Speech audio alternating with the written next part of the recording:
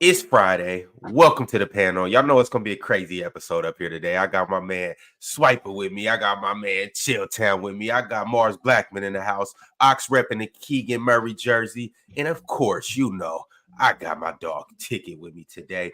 It's about to go crazy. And as you guys know, the final two playing games tonight for the last 2 8 seeds in the playoff roster will be filled out.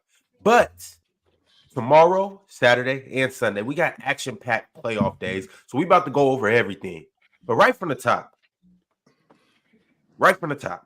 we got Kings and Pelicans. Let's get straight into it. Ox, talk to me, man. What happens tonight? We beating their ass. We beating their ass. Hey, no Zion, no problem, man. They don't. And it's unfortunate, you know what I'm saying? It's unfortunate that the man had to go out like that, but I don't control that type of stuff. So, you know, I just rock with what's in front of me. No Zion, no problem. We beating that ass. I got the Kings by 11, comfortable. You ain't as nervous as you were before, because before you ain't want nothing to do with them dudes, Ox. Well, that's back when Zion was walking around. You know how he right. walked. So Debo ain't in the neighborhood no more. Yeah, Debo ain't in the neighborhood no more. So now we ready to go. They played you without Zion before and won by like 30. Yeah, that was different though. That was different. I believe that's when De'Aaron had that broke. I think that's when De'Aaron had that broke shoulder. So, you know, Mars, how quickly we forget, huh?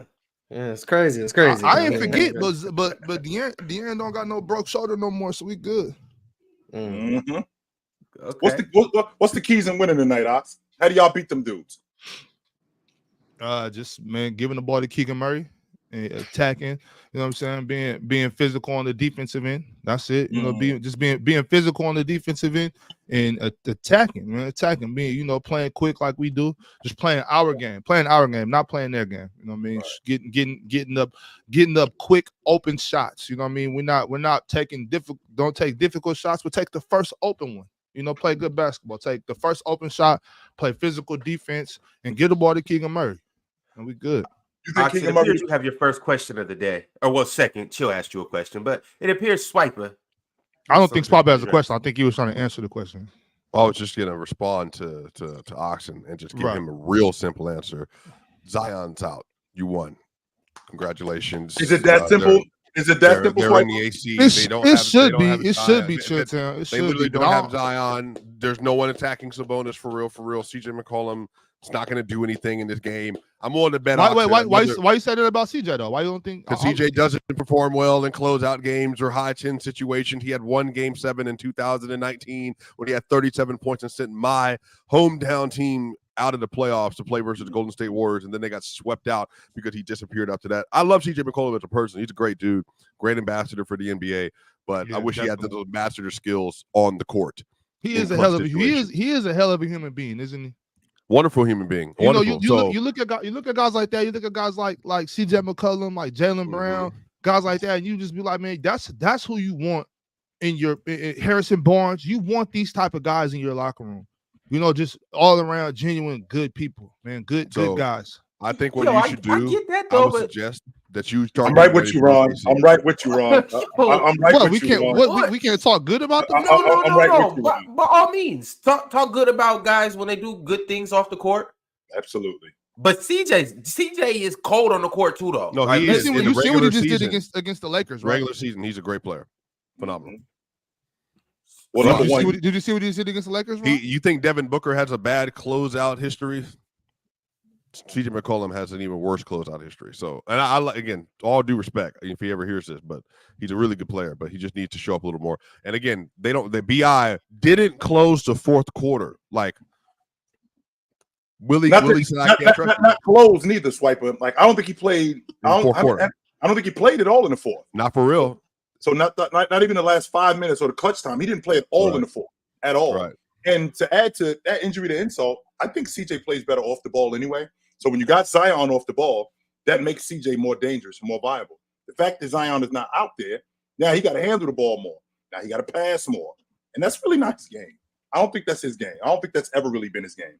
He's been the most effective playing off the ball when he played with Dame. You muted, Ron. So who you got, Chill, and why? For exactly the same reason. I think that no Zion, I mean, he's huge for what they do. Everything. for what they do. And the fact that he's off the floor, that's an element that they don't have. And they don't really have anything to counter that. Nothing. They don't have anything like that. Plus, B.I.'s banged up. And with him being banged up, he just doesn't look sharp. As good as Valanciunas is on the glass, as good as Herb is as a defender, I think losing Zion sinks them. Okay. Mars, talk to me. Which team's gonna win? Probably the Kings. I had to do some research because I heard Swiper talk about CJ McCollum in elimination games. He's actually good, yo. He's had 3 bad games in elimination games. 3 out of how many? Like, what did I look at? Like, I don't know, like 10 games. His first elimination game, he had 33, 12 of 20 from the field, 7 of 11 What from year was this? 2015. Game. They lost. Like he's losing, but What year? What year was this? 2015. I think that was his second year as a starter, by the way. Yeah. I was your age, by the way, when that happened, Mars. That's fine. So and then the next year, 2016, he had 27 on 11 of 23, 3 of 5. And then 2019's on the way, right? They lost. Rewind. Mars, don't stop right there. Mars, rewind. 2016 against who? That's against the Warriors. They lost. Which Warriors? Which Warriors, Mars? I'm sorry. The 73-9 Warriors. Okay, keep going. I'm sorry, Mars. That's 2015 and 16. And 2017 was bad. It was against the Warriors. Again. Terrible. 2 of 12, 6 points. 1000% bad game. Mm-hmm. We will let that one. We agree. 2018, they lost again. 38 points on 15 of 22 shooting. 2 of 3 from 3. That's the New Orleans series that Dame struggled. Yep. So that's another one. 2019, you got 2. You got the Denver series where he had 37, obviously. Swiper gave him that one. Then the next series against the Warriors, 26 points, 10 of 22 from the field, 5 of 9 from 3. They lost that game. Mm-hmm. That's the Golden State when they got swept, elimination game. 2020, the bubble when Dame was hurt in round 1, 36 points, 13 of 25 shooting, 3 of 7 from 3. In a series they lost against the Lakers. 2021, the Denver series, I believe he had 21 points, 9 of 21 from the field, 2 of 8 from 3. That we'll give him that, and I think that one of those games where he had that egregious turnover. He literally stepped out of bounds too. That game, yeah. Wide open pass. So that one, yeah, and then 2022 New Orleans, 16 points, 7 of 16 from the field. They lost that game to Phoenix, but over the course of his career, I'm like, sure, over the course of his career, like, great. That's not bad. I'm also not bringing up. No problem, bro. Yeah, you can't say, elimination game. CJ doesn't show up, and then he's had 3 bad games. Which is just not true. He's literally not been good. He's not been good since years ago. So yes, no problem. Sure, you want to give him a caveat. This is the second time you've made a claim and it wasn't true, and you go back through history. Well, wait a minute. So years ago, so 2000. Yeah. You can't say. CJ who never plays well in elimination games. Sure. But when he did, it was years ago. It doesn't count. This is the second time you've done that, and now the goalpost is moved. I mean, since 2022, he hasn't played well. Like, what are you doing? So in recent memory, 15, 16, 18, 19, in recent memory, Mars has been in the playoffs twice. Elimination games. Right, but no, you can't do that, Swiper. It can't just be because in recent memory he hasn't been good. He's been in 2 elimination games. That's what you're trying to do. So so this was Swiper's take since he was we'll add in. This is Swiper's new take. Swiper's new take is in 2 games in elimination games, CJ McCollum hasn't played well. That's his new take. So you notice how it's gone from CJ McCollum in elimination games, he doesn't play well. In 2 games, he hasn't played well. Last 4 or 5 years. 2020, he played well. So clearly, it can't be that one. So in 2021 and 2022. Personally, but I got you. No problem. 2020. For sure. Okay, yeah. Okay. So 2021 and 2022, the 2 games, we've now got a 2-game sample size. CJ doesn't play well. It's the same thing he did with the MVP. And then this year, in the closeout game, in this year's closeout game, the MVP thing. In this year in the closeout game. You saw in the playing game they just played. But it's not win or go home. This is win or go home. Right. That's not okay, got you. Yeah, that's not. So, Mars, are you saying that you believe CJ McCollum is going to play good tonight? I don't know how he's going to play. I just know Swiper lies. Also, CJ McCollum had 25 points on 19 shots the other night. So I don't know. He wasn't good though. I know. Yeah, so I'm just you're reading stats and numbers, but we watched these games. He wasn't good in these games. And also, since we're talking 2A basketball, he's literally been exposed. Since Chill wants to go ahead and agree with that, been exposed as a defender numerous times over the years, getting put in pick and roll, getting hooked in isolation. He's a bad off-ball defender as well. So you feel the same way about a bunch of reliability in elimination game.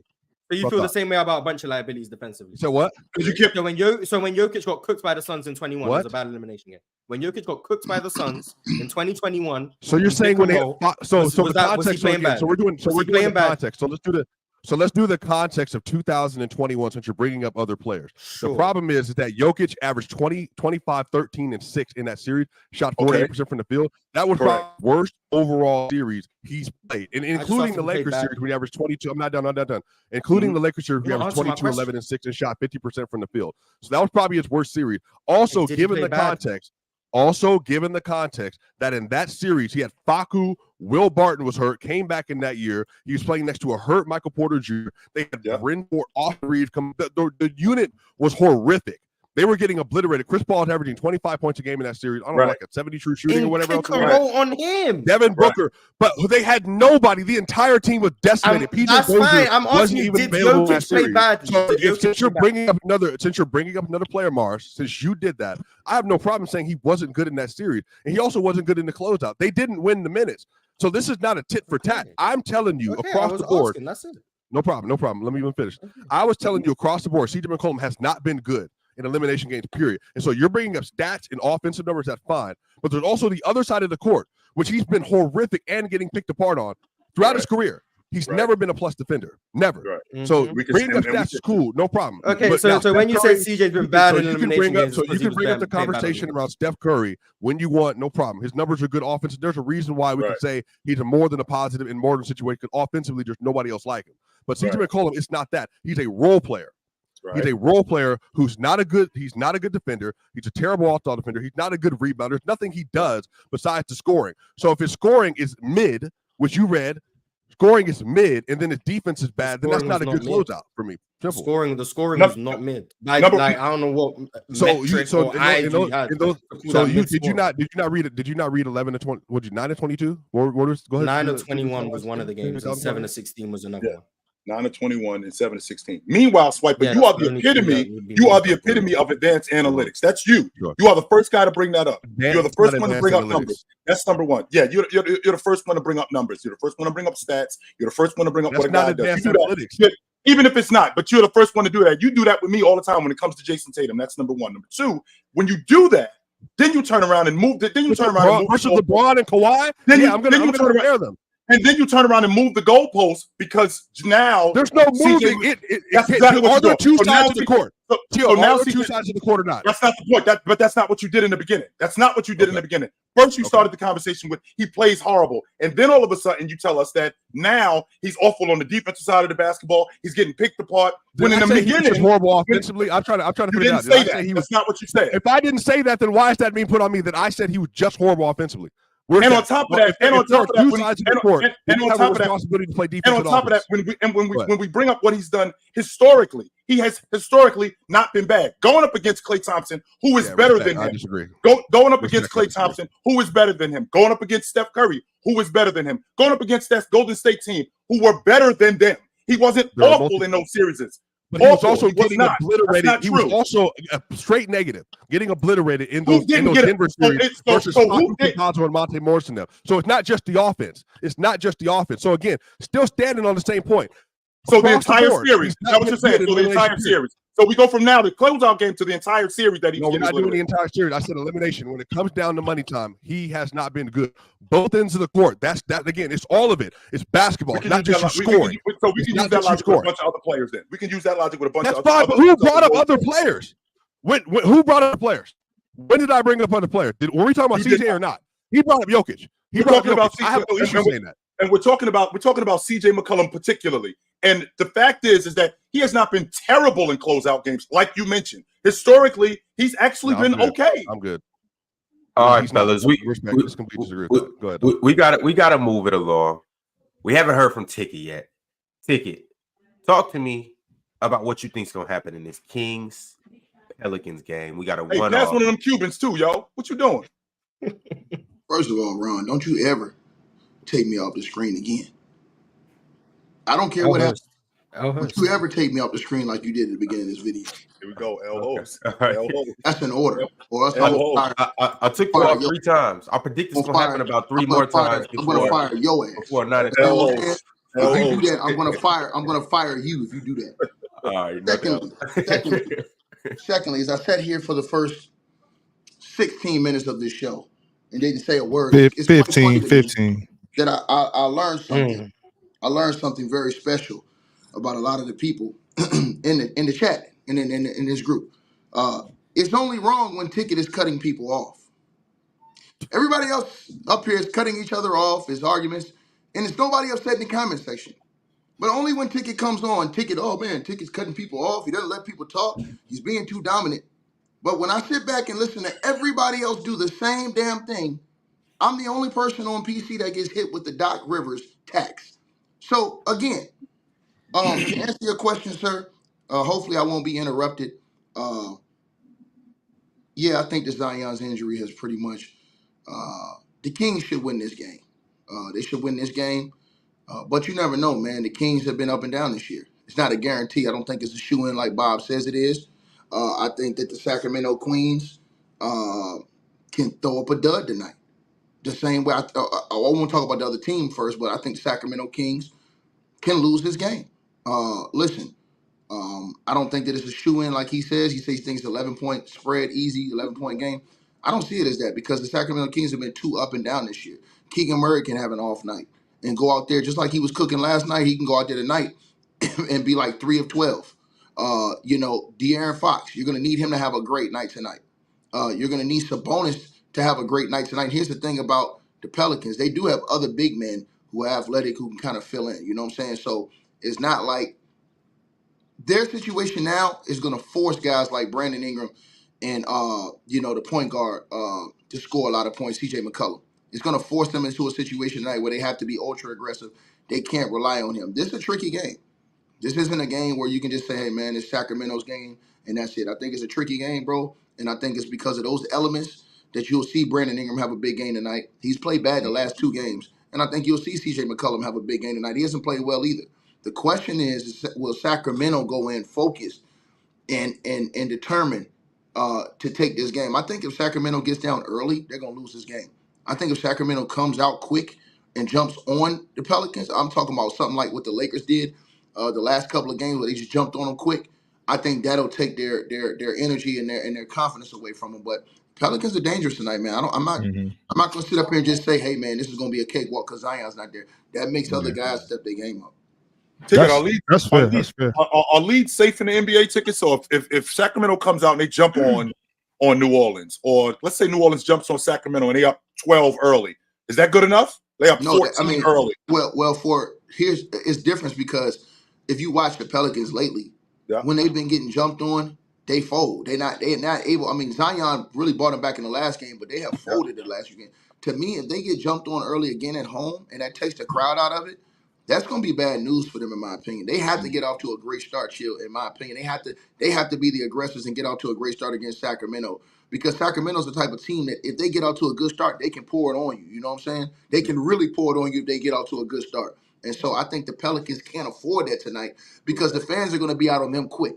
If they get down quick, no Zion, Ingram's not a dude who overcomes adversity during the course of games. I've never seen that. He always is a confidence guy. If he's playing well early, then he's going to get it going. If he's not, I've never seen him like have a bad start and then finish, have a monstrous end. I've never really seen that from Brandon Ingram. So yeah, man, I think that, it's all tonight. All depends on how you start the game. I believe the team that comes out, if whoever takes advantage of this game early, I think that'll be the team that can win this game. Right. I don't want Sacramento playing from down tonight. Right. We jumped on the Warriors quick. On when was that? Tuesday. We jumped on Tuesday. We jumped on the Warriors real quick. Yeah, but y'all was at home. Hopefully. Yeah. I mean, either way, being at home or away, either way, you know what I'm saying? I feel the same way. I think we got to come out with the same intensity that we came out with the other day. We can't be lackadaisical just because Zion's not there, because as you said, they still got dangerous players. I'm really big on Herb Jones and Trey Murphy. Those two can fill in and really give big minutes. So it's not. I know I said we're gonna win by 11, and I meant that, but it's definitely not just gonna be like, oh, we could just go in here and bullshit. You know what I'm saying? Excuse my language, but we definitely got to bring the fight to them. And also, I do want to point out too, it's not like we're healthy either. You know what I'm saying? We're missing our starting shooting guard and our backup shooting guard. So them, it's not like we can look down on them like they're a wounded animal when we're wounded too. So we got to come to play. Bob, I'll say this to you: if you guys get through this game tonight, I think y'all make it deep in the playoffs. Are we beating OKC for sure? I think you guys. I think if you guys get through this game tonight, I think you guys will actually make it maybe to the. You might make it to the conference finals. You know what I'm saying? Your point. To your point, don't do that, Ticket. You giving me some hope right now that I already got, but now that I'm getting some support with that, I'm gonna get irrational here in a minute. I like you guys. I like you guys' ability to score the basketball. The only thing is this: this is a trick game tonight. Like Zion out, you can feel kind of like okay, lax, and then here comes Ingram. Here comes what Swiper said about CJ McCollum. McCollum could listen to this and say, "Oh, okay, I'm gonna pour it on tonight," and then Swiper come here tomorrow like, "Damn, out of all the nights he come out here tonight." So I mean, you know what I'm saying? Like defense, bro. Yeah, it's just one of them type of games where him and Ingram have played so bad lately that they can't afford another straight bad game without getting ripped to shreds, especially from them Pelicans people, because they played bad the last 2 times they played the Lakers, and they can't come out here and play bad tonight. They can't afford that, bro. Ox, to your point. Too, though, I do want to mention too, like, first off, I think it's kind of crazy that nobody isn't necessarily even taking the Pelicans or giving them as much credit. The Pelicans, without Zion, still have firepower. CJ, now I understand it's a closeout game, but CJ can still give you 30 on any given night. Brandon Ingram is still Brandon Ingram. Obviously, he is coming off an injury, but hey. So he's not Brandon Ingram. We don't know that. I think the Kings are playing with a lot of momentum right now, though. We don't know how Brandon Ingram's going to feel tonight. That's absolutely fair. But also too, though, and I keep mentioning, I think the Pelicans got one of the scariest reserves or role players in the NBA. We haven't mentioned Valanciunas. Valanciunas is a very good center. Jose Alvarado, y'all heard what I was saying about Jose, and I still stand on that, 10 toes on that. Herb Jones is scary, and Trey Murphy too. Y'all know how I feel about Trey Murphy, but also too, keep in mind, and Ox says this all the time, if it's anybody that can guard De'Aaron Fox, it's Trey Murphy. Them too. It's Herb Jones. It's Jose Alvarado. Not Jose Alvarado, Ron. Keep him out of this. He cannot guard De'Aaron. Dyson Daniels. That's a combination of 4 players right there that if they throw at De'Aaron Fox, it's going to frustrate him. Hey, Ron, I'm glad you got Jose and Dyson Daniels. Them other 2, yeah. Jose get under his skin. I'm glad Ron said it because they're a team too that even without Zion, they could present problems for OKC if they can get through the night. Because OKC doesn't overwhelm you with size. You understand what I'm saying? So now that becomes a guard play type of series. You know what I mean? So it wouldn't be a series where I would say is a complete wipeout if the Pelicans were to play OKC without Zion. I would think that that'd be a damn good series. I don't look at the Pelicans as a team that are just a bad team. I just think that they have bad luck against certain matchups. Like the Lakers exploit them all the time. The Lakers are a horrible matchup for them. But then again, they're a great matchup against teams like the Clippers and some of these other teams. You know what I'm saying? Because of their guard play. So I would say a team like OKC, who doesn't really depend on their post play too much. Listen, I like that to be a great either team that gets through tonight. But I just don't think that Bob should be so sure about an 11-point spread. I'm not. So if I said 5 points, it'd be cool. No, I think it's closer than that. Two things. Keep on taking my fault. Keep going. No, I just said I think it's closer than that. Then come down to the last minute of the game, like sort of like the Knicks and not the Knicks, the Sixers in the Heat game, like that. Mm-hmm. So 2 things, Ox. You brought up the fact that Zion is out. That you shouldn't come out lackadaisical. I think they jumped them dudes off the strip that he's not there. Just that particular thing right there. Now we're talking about New Orleans with the group that they got. They were playing without Zion for a long time, and they played a certain way. Now with Zion in the lineup, which he's been in the lineup this season, the most he's ever been, they play a particular way with him in the lineup. Now with him out of the lineup, we got to go back to the way we played before. That adjustment is going to be tough for them. Not to mention, we playing against a Sacramento team that plays fast. New Orleans plays fast, but they play fast, and they're effective with Zion, with him being the lead guard, with him being in transition. They play fast that way. They're not as effective without him on the floor. Sacramento, on the other hand, they are. I disagree. I think this type of game, if you kind of study psychology, I think this is the type of game Brandon Ingram loves. because now he ain't got to worry about Zion getting the ball. He's gonna come out here and squeeze the clip tonight. He knows it's on him. So this type of game right here, I think you're completely wrong. Brandon Ingram loves this type of shit because he's a shot jacker. So he's definitely gonna come out. I got him going over 30 tonight. What evidence ticket have you seen from him? What evidence have you seen from him like recently? And I don't mean throughout the course, but like what evidence have you seen from him recently because he's a quote unquote shot jacker and in an environment like this that he's going to perform? Because you consider how hurt. Well, he did it last year. Didn't he do it the other year in the play-in? The Pelicans. I think it was 2 years ago when they played Phoenix. Like chill. Ticket just clearly ran a whole psych eval on Brandon Ingram. So we got to assume that he's going to go for 35. I studied players like him. If you studied him over the time, every time Zion is out, he's ultra aggressive. He plays a whole different way. When Zion is there, it's like, yo, now I gotta. It's like he almost hating a little bit. Like I gotta get the ball to Zion now. Like you know what I'm saying, and wait to play my. Now it's like almost like the Kobe and Shaq dynamic, but on a way lower level. Like Shaq is out. Oh, Kobe, it's your time, free to roam. So now they're looking at Ingram like, yo, it's your time, dog. And Ingram going, you know what I'm saying? I think he's going to come through with a 30 ball tonight. What type is he, though, Ticket? Is he the type to where if he's not hitting, will he start kicking the rock to the shooters? Trey Murphy, will he start letting CJ go? Or is he going to are they going to win? Are they going to win or lose on his back? He's squeezing that thing tonight. So he going either shoot him in or shoot him out, is what you're saying? Yes. And I got him hitting shots tonight. Because he's going to try and prove a point. Everybody's been criticizing him in the media for the last few games, so he's gonna try and prove a point. I got Ingram going. If I was betting tonight, if I was Jonte Porter, I'd be betting on the over with Brandon Ingram tonight. Over 25.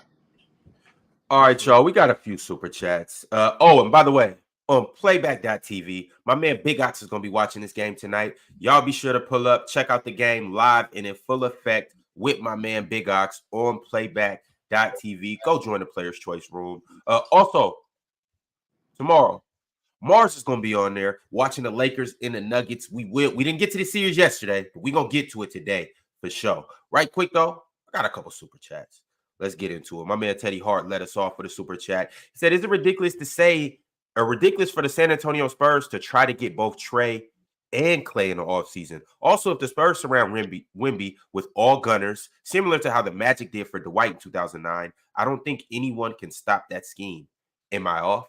First, talk to me. Trey and Clay, is that a good combination for the Spurs around Wemby?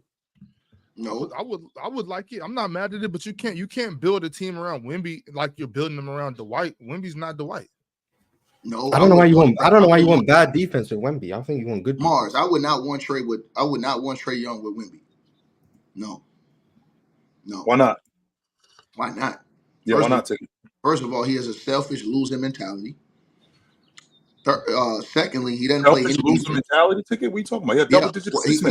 He doesn't make the team better. He's all about his stats. That's not. He's a stat guy. He's all about his stats. I heard some crazy instead of his performance, and I've seen this over the last couple of years from how he treated the coaches, how he's approached the game, and the fact that the Hawks got better without him. The Hawks literally played better when he was out, and so to me, that says something to you. You run a coach out, the new coach you get in. You do worse with, and as soon as you get hurt, that new coach does better without you, with the same personnel, and the team morale looks better. Everybody else looks better. So you think he a cancer ticket? Is that what you think? You think he's a cancer? But then what happened when he came in and played that playing game in that first half? He didn't even want to shoot the ball. Like, okay, yeah, y'all want to play like this, do it like this. He got a bad attitude, man. If I was the type of dude, I'd slap his ass every day in practice. Real talk. They had to fire me because I couldn't be around a guy like that. Ticket, you don't think Pop can possibly help him? No. You don't think he can help his maturation process? Waste of time, bro. Waste of time. Papa run him out. Waste of time, bro. Waste of time. If I'm looking at a guard, and I'm not even looking at Clay Clay's not going nowhere. The Golden State Warriors are going to keep their team together. They're going to keep him. The Golden State Warriors are crazy, bro. They're going to keep Clay, Dre, and all the dudes together. They're going to get rid of those other guys, like Chris Paul and Wiggins. They're going to keep those main three guys together. They ride or die. They bad boys for life. I know that sounds ridiculous to you, but they are. You know what? I support that decision. I support that. We just open up this arena. We need to put some butts in the seats, and these three dudes, we're gonna ride them for as long as we can. We not getting rid of these. If I'm the Spurs, y'all gonna kill me for saying this.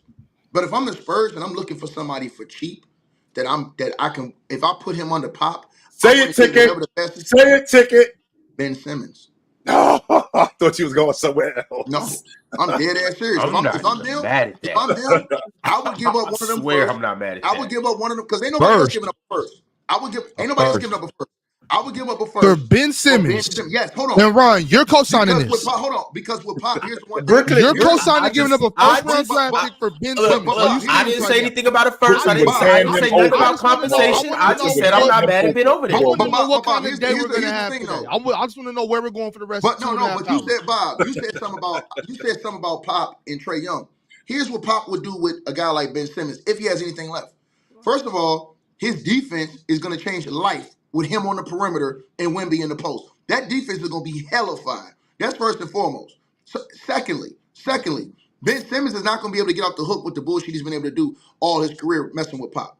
Pop is going to be on his helmet. If he can't get it right with Pop, his NBA career is all the way over with. So for me, he needs a guy like Pop as his last line of defense in the NBA. I don't see any other coach that's going to get something better out of him. And thirdly, I think him running an offense, a pick and pop, a pick and roll with Wemby is unbelievable deadly. And if you put a couple shooters around those guys, and they got some talent over there now. Mars talked about some of the other guys that they have over there. Keldon Johnson. You take what's the blonde-headed boy's name? Yeah, you take him off the ball. Get him off the point. Get him, because like Mars said earlier this year, like he ain't even supposed to be a point guard. Get him off the rock. You do that, you add a couple other pieces, you go in the draft, you make a good draft pick. I kind of like that, bro. Ben What Simmons if Ben is still, Simmons what, is 28 years legitimately old? hurt though with a chronic back injury? Yeah, but I'm saying that's a cheap risk though, Swiper. That's a Not cheap for a risk. First-round draft pick? Yeah, His listen, back is bro, broken. Listen, hold on. They're saying this is a weak draft. Bro, they're talking about taking Bronny in the first round. So come on, bro. That's what they're saying. That's what they're saying. But there's people out there that you take with that first round way before Ben Simmons. Yeah, but the Spurs are gonna have like a top 5 pick. You don't want to give that up for Ben Simmons. They got 3 picks in the first round. They got 3 first round picks. One of them I think is it Toronto's protected pick? Toronto started tanking. They're probably gonna get that pick back. And then the other one is Charlotte's pick, and Charlotte's getting that because it's a lottery. Ain't RJ? What's his name? RJ Davis? Ain't he coming out this year? I use a lottery pick on RJ Davis before I draft or send one of my picks for Ben Simmons. I would do it, bro. I don't think it'll cost them a first round pick though. I genuinely don't. I think you just gotta make the money match. Zach Collins, Devontae Graham. Yeah. I just don't think the Nets want to do. Do you like that move though, Mars? Would you like that move? Like, I'd consider it. If you don't have to give up a pick, I'd consider it. Because if the Spurs believe Ben Simmons back will be okay, I'd consider doing it just for salary. I'm not doing it for picks though, but I would look into it. But if I'm the Spurs, I'm just drafting a guard. That's what I'm doing. You hate Ben Simmons. You hate the Ben Simmons. No picks at all. I wouldn't do it for a pick. That's what I'm saying, Mars. Because if we're being honest, Brooklyn would hand him over for a 1. They wouldn't even think twice. Yeah. They need picks too. I'm not. They would just like one more time, Swiper. They would hand him right over. They would hand him right over. Brooklyn hand him over for Mars. Hey, I could provide some value. Hey, Ron, I would do that. I think that Ben Simmons is like you have to put him in a situation where he's held accountable. If you watch his career, he haven't been that since he came out of LSU. He wasn't held accountable in LSU, did whatever the hell he wanted to do. He came in the NBA with Brett Brown, let him do whatever the hell he wanted to do. He went over to the Brooklyn Nets, let him do whatever the hell he wanted to do. No, ticket stop right there. Rewind. I don't really blame him for the. Don't forget about Doc Rivers. Don't forget about Doc No. Doc was different. Doc was he held him accountable. Remember? Well, no. They threw him under the bus. That's exactly where he belongs. That's what he was supposed to be under that damn bus. No, he wasn't. No, he was not. Tell Embiid to make a shot in the second half. Yeah, how about that? No. He shot in all the fourth quarters. What he shot? One shot in all the fourth quarters of that series. This man passed his ass deserved to be up under that bus. Yeah, bro. Like, not in the press conference post game when you're the best player. Being dragged down Broad and then Doc. Drag two droppers blaming Ben Simmons. Broad Street, two droppers blaming Ben Simmons. The irony. But Swiper can get up under there too, but he needs to be under the bus. But all three of them should be under the bus. Swiper, if you think about the San Antonio thing, though, it takes Ben Simmons out of a lot of elements. It puts you like I think you should notice like certain players you can't have them in certain elements. Like Ben Simmons, I don't want him in no big city. I want you somewhere where you just focusing on basketball. So if he's in San Antonio, with Greg Popovich, I think that is the last shot that he has legitimately. You ain't never been to Austin? Take a ticket. Austin's right down the street. Yeah, no. But what I'm saying is that they operate differently. Like their team rules and stuff like that. Popovich moved different than a lot of these new age coaches. I don't know. I saw Kawhi say, "I'm not doing it," and he left. Yeah, but all right, so we got to keep it pushing, y'all, because we got to talk about the rest of these games. But we do have another pit stop we got to make from my man Tito El Bandito. He said, "Ticket for the vibes. How do you feel about the media, like Stephen A. Smith, saying this ring will put LBJ over Jordan?" They're saying that because it seems like they want to rig a series against the Nuggets. See, this is what the media is doing. They're thinking that if LeBron and them beat the Nuggets, they're going to win the chip. That's what the media is running right now. That's a fair bro, assessment. listen, these dudes going to get hit back to reality, bro. If they don't win game one, that whole conversation is going to change. It's not even going to be the GOAT now. Now it's going to be how many players we got to trade to build this dude back up again for next season. How many dudes on the roster we got if he lose game one? So watch how this whole narrative change. Not even a series ticket. Not even a series. Just game one. Yeah, you lose game one, they're gonna be like, oh man, these dudes is garbage, man. 9 straight losses to the same team. They can't win. They got to trade everybody, fire the coach. That whole narrative will change. So I'm not worried about that. They're just saying that to try to pump the Lakers up to want to beat the Nuggets. Now listen, the only way they beat the Nuggets is 3 ways. If Jokic and Murray gets hurt, the referees call every foul for the Lakers, or hell freezes over. So it's not happening. And fellas, we about to get into this game here just in a second. We got to talk about the other playing game first, and then we're going to dive straight to that Lakers game. I got a couple more super chats, though. And also, I got to encourage you guys to like the video. If you haven't liked the video, I don't know what the hell you doing. Go slap that like button. Subscribe if you haven't. And shout out to all of our new members, too. Also, we got merch. If you haven't became an ex-casual, stop being a casual. Click this QR code and become an ex-casual by the end of the day. All right, y'all, let's go ahead and do it. I got a couple more that we're going to get into, and then we got to talk about this other playing game. Next super chat's from Almighty Lambo. He said there's a difference between having a back and forth convo and yelling over people. Also, when they realize they cut each other off, they stop talking. Always crying victim. I haven't heard anybody start talking when they was cutting each other off. I heard them going 15 straight minutes. So get on your knees, boy. She'll do it all the time. He'll stop talking when he cut people off. But he'll cut you off. But he'll stop. He ain't stopped when I was listening. That was 15 straight minutes of hell. Rewind it. Alan L. with his daily super chat. He said pre-Sabonis disaster class in the first round. L. Ox. L. Garbage. Sabonis trash. That better not happen. Don't do it, Mars. Don't do it, Mars. You better not, Mars. Don't do it, Mars. Let me see it. Don't do it, Mars. I better not see that. Garbage. They're gonna hate because he got out rebounded one that series. No big deal. Check it out, Eleanor. When I catch up with you, I'm gonna stomp on your chest like Draymond did DeMonte. Since you always got DeMonte stand me in mouth, when I see you, I'm gonna stomp you out just like that. And speaking of stomping somebody, Ron, real quick. What's up? So we got, if I'm not mistaken, we got Joel Embiid not at 100%. Giannis, we just found out that Giannis is gonna be out 2 to 4 weeks, right? Jimmy Butler is out.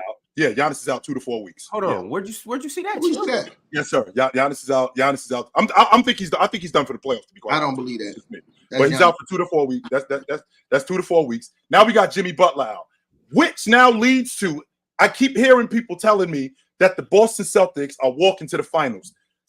I think you dudes is trying to set me up. That's what's happening right now.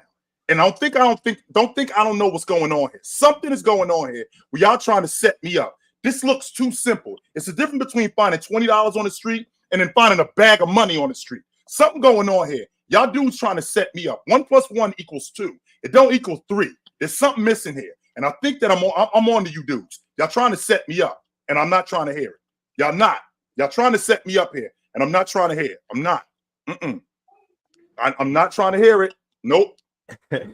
Jay got game shot through the super chat. He said, Swiper, just take your L. You got cooked. Nothing to be ashamed of, brother. Now all of a sudden people just rush it offense. I got you, no problem. I guess. That's how, great numbers. If someone who's already a bad defender in the first 5 games of a series is still a bad defender in the 6th game, the elimination game. But yeah, I personally don't parse out basketball that way, but I hear what you're saying. CJ playing good is predicated on what he brings to the table. You already know what he's. So is CJ just a bad player every game he plays? No, I don't think that at all. But I also don't. I think there's if CJ's not a bad player every game he plays, he's a bad defender in every game he plays. But the thing he does best, well, it just depends on the matchup. When is CJ not a bad defender? A bad defender or an average defender? You don't think he's ever been an average bad defender? CJ's been bad his whole career on defense. Well, I mean, when has CJ not been bad on defense? So you're saying that like even so my expectation shouldn't change, like even no matter what the I'm matchup? What I'm saying is if someone who's already a negative on defense is still a negative on defense in these elimination games, but the thing they are expected to bring to the table is offense and they play better on average, how is they a bad elimination game performer? Just for once again, I'm going to bring up stats. I'm sorry, I'm a stat guy. CJ McCollum, since he got minutes, CJ McCollum averages 26 points a game on 62% true shooting in 11 elimination games. That's alongside the bad defense. 3 assists a game and 1.9 turnovers. That's what he averages. 3 assists, 1.9 turnovers. 26 games.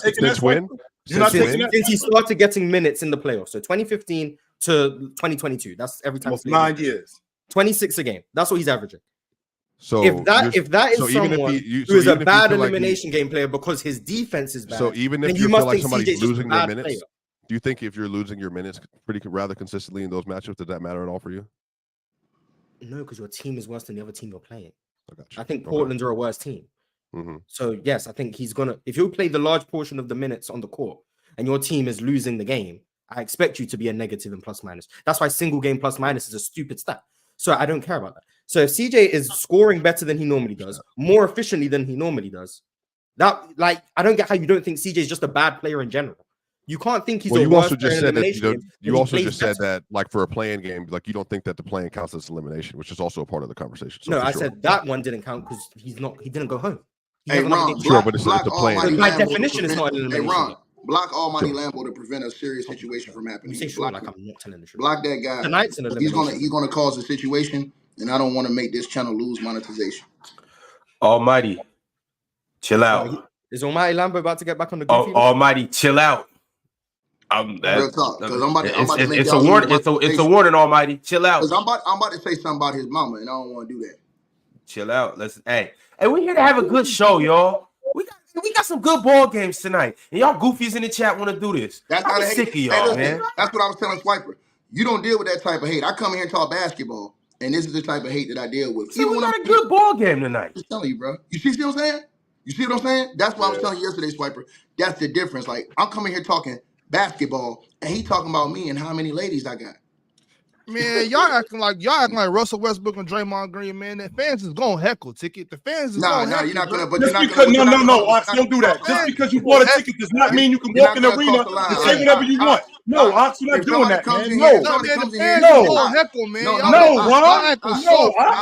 No, you're not acting soft, yo. No, man. You think just because you bought a ticket? Come on, man. Hey, you don't know nothing about that shit. I'm a grown man. I don't like that, man. I don't like that shit. I don't. We don't play no soft talk. I don't like that shit, man. But it's limits. Hey, Ox, it's limits, bro. It's limits. No doubt. It's lines of respect, bro. I'm just saying that the fans is gonna heckle. Nah, but they are gonna heckle. They are gonna heckle. It's a difference between heckling and what you saw Antonio Brown do to Caitlin Clark yesterday. That's the difference. Now you look that up. There's a difference, and not only that, when you do heckle, Ox, when you get out of line, what happens? There's the door.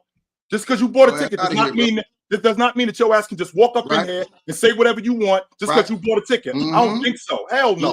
Yeah. No. I mean, when talking about the NBA, talking about the NBA stuff, I'm talking about that right now. I'm talking about in the arena. Yeah, but he's not talking about NBA stuff. No, I know, Ticket. I'm just talking about since it got brought up when Draymond and Russ and Isaiah Thomas and dudes getting dudes kicked out the gyms. I think it's corny personally. I'm like, man, let them dudes talk they talk, man. They ain't hurting nobody. All right, y'all. Speaking of somebody talking they talk, Fresh Boy Swag said Swipe and Ticket are the same. Both can't stay on topic and get cooked by Mars. Difference is Swipe is actually likable. First of all, leave him up there. Hey, Ron, leave his comment up there. My man. First of all, you gotta get some bigger pants than that, bro. Take off your girlfriend's pants, brother. You walk around here, bro. He look like he gotta lay down to put his pants on. He gotta lay down, put his legs in the air just to get his pants on. So, first of all, we're gonna stop that. First of all, And second of all, is he saluting somebody in that picture? No idea. What is his right hand doing? Messing with the afro that he got. That's what it looked like patting his hair. Mm-hmm. All right, man. That's not. I personally wouldn't wear that outfit, but if he likes it, it's his fresh boy swag. Nah, that ain't no swag. Superchats are just insane. Yeah, them pants snap in the middle, brother. Y'all need some help. Does Luka have a top 10 peak? Of what in the NBA right now? Yeah, for sure. All right. Let's get into it, fellas. We got another game tonight. We got the Heat and the Bulls. This is actually the first game tonight. It will come on at 4 Pacific, 7 Eastern. But y'all talk to me, man. What's going to happen in this game? Chill Town. What you got? Well, the Bulls, I think they beat the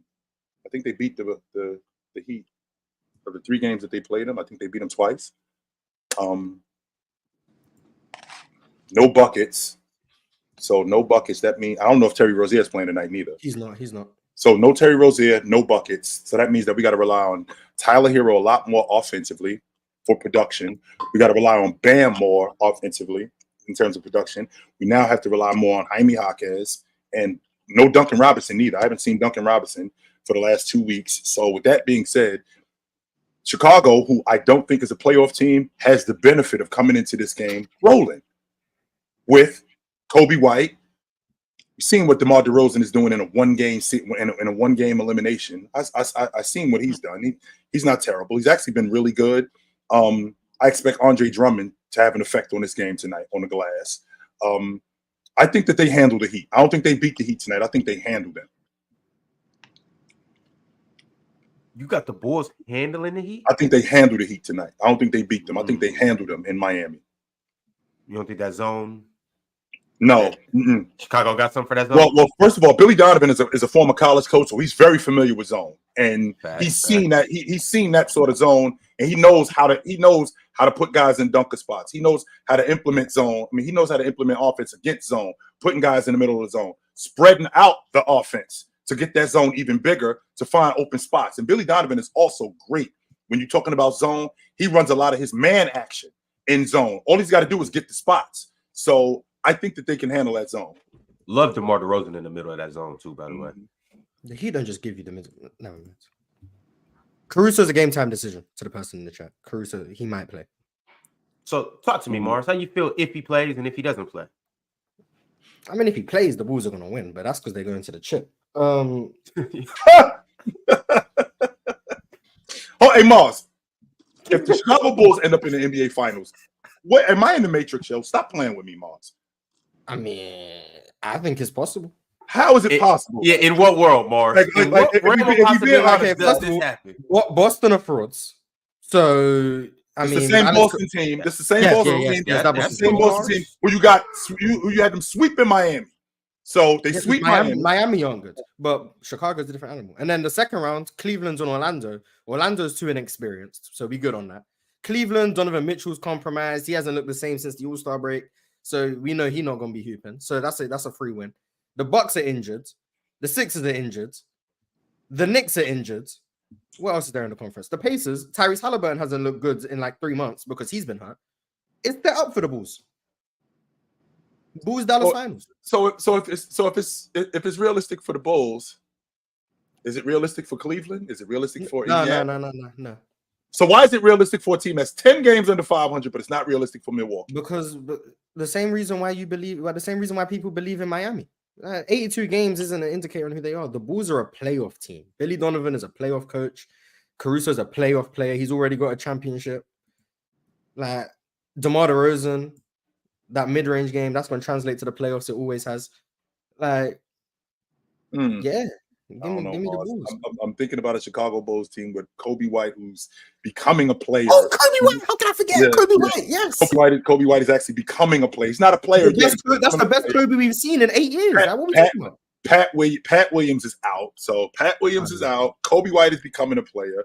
Vooch, who's been up and down, he can knock down the mid-range. He can get on the glass. And contrary to popular belief, Vooch is actually a good team defender. People don't give him credit for that. He actually is a good team defender. With that also being said, though, that defense that they have, to have to deal with the type of offense that Boston has, to have to deal with the type of offense that the Knicks have, they have to deal with the type of offense that Indiana's having. I think you're asking a lot, Mars. You're not.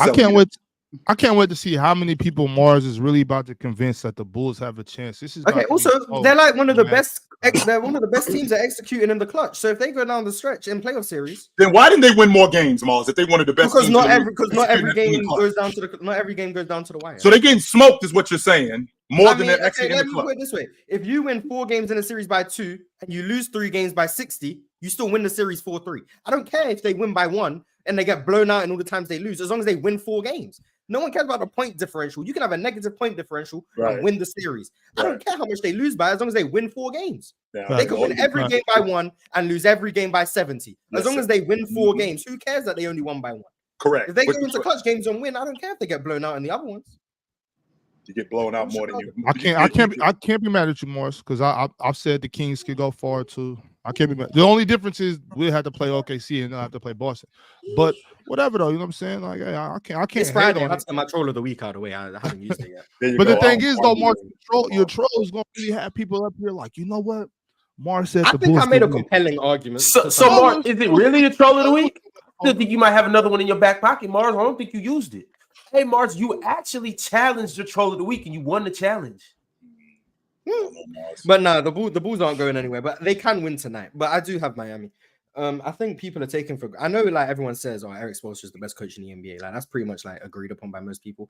But I don't think people understand like how good of a coach he is. Like he's an all-time great coach. If he had some more talent these last few years, I think he'd get more respect. But shout out to Eric Spoelstra, man. I got the Heat winning. All right, Swiper, talk to me. I don't really have any feelings about the Eastern Conference playoffs at this point. Everybody's hurt. I'm sick of you, Swiper, with your Butler, conference bias. I'm sick of you, man. I swear. Ticket. This is what you talking about, Ticket? That's exactly what you mean? You see how I tried to... Yes, and the reason why I'm sorry for being rude, Ticket, but I'm sick of Swiper with his Western Conference bias. Can you be a little bit more objective, sir? Please. That's all I'm asking. You are signed the easy route records. How is it being biased by noting injuries? I mean, you've been signing that label since LeBron started going to the playoffs. Easy route records. That means playing the minimal amount of competition in the East with the most injuries. I mean, injury to Isaiah Thomas in the Eastern Conference Finals. Injury to Kyrie in the Eastern Conference Finals. Injury. No, I'm just saying. Listen, I'm just calling out the facts like Swiper saying. It's true. Listen, it's true, bro. You guys ducked Miami full strength. This is sad. Like. You wasn't confident y'all was gonna smoke Miami in that series. I was, yes, I am. With a healthy Jimmy Butler and a healthy Terry Rozier, I think Miami served them dudes. You was not served them, bro. You can't. I think they served them dudes in 5 games. You can't believe yourself, bro. I think they served them dudes 100%. But Swiper, I'm sorry. I just had to get that off my chest, as you were, sir. I would just like to note that I've been on the show 3 times this week. I'm here 3 days a week. This is the second time Chill has interrupted me making a very, very regular point that has led to a tangent. The last one led to colorism against me. Here we go. This one. Here we go. This one led to LeBron talk. So I just wanted to be noted. I had nothing disparaging to say about the East. I was simply noting that people are hurt, and then Chill interrupted. All I'm saying is that Jimmy Butler's out, Giannis is hurt, Embiid is hurt, Julius Randle is hurt. That's all I was saying. I wasn't going to say anything other than that. I think the Bulls should win. They are as healthy as they could be. There's no Zach LaVine. There's no Lonzo. And on the other end of this, Caruso's not. He's playing. He's supposed to be active today. Is the word on the street. He's supposed to be active. So they should be able to pull it out. I think Spoelstra, if you ask Miami Heat fans who I have many friends, they think he should have been more experimental with the offensive lineups this year. They don't love the inconsistency. No Jimmy Butler for weeks. I almost don't even want the Heat to win because I love the Heat. I love Bam. I love Jimmy, but they don't have Jimmy for weeks. It's over. Like, what if they beat Boston without Jimmy? No. Okay, again, we're doing this agenda thing again. I think the Bulls are the better team right now with no Jimmy. They should be able to win this game. They do have one of the best clutch teams in the league. I think they're second in net rating. Their defense is elite. Vooch.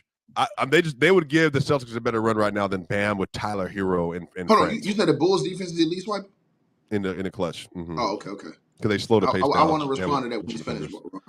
Caruso, DeRozan, Kobe, and then whoever they want to put at the fourth position. Just depends on the day or whatever. And then Vooch. They will probably give the Boston Celtics a better run for their money. But ultimately, I know Chill doesn't want to hear this. This has nothing to do to take away from Boston. But it looks like they're going to go like 12-2, 12-3 at the worst on their way to the NBA Finals because none of these teams are available. And it is what it is. I disagree. I want to follow up on Swiper because I want to hit a point he said. I disagree, man. Starting with this game tonight, I don't think this game goes to anything that's going to be on the court tonight. I actually think it's going to be on the sidelines, and I'm talking about coaching. Billy Donovan. This is a game where East Spo's going to have to go in his bag. You understand what I'm saying? This is a game where East Spo shows everybody, hey man, look, I can coach this game. East Spo, knowing Jimmy Butler's out, is going in his bag in this game tonight, bro. He's going to throw everything he got to get, in a situation where he can get into the first round against the Celtics. Now, it's going to hurt them because they're probably going to get crushed. They may steal a game off Boston, you know what I'm saying, that they're not supposed to steal because Jimmy's out. But I think that East Spo go in his bag tonight, bro. I don't trust Chicago on the road in this situation where they're the favorites to win.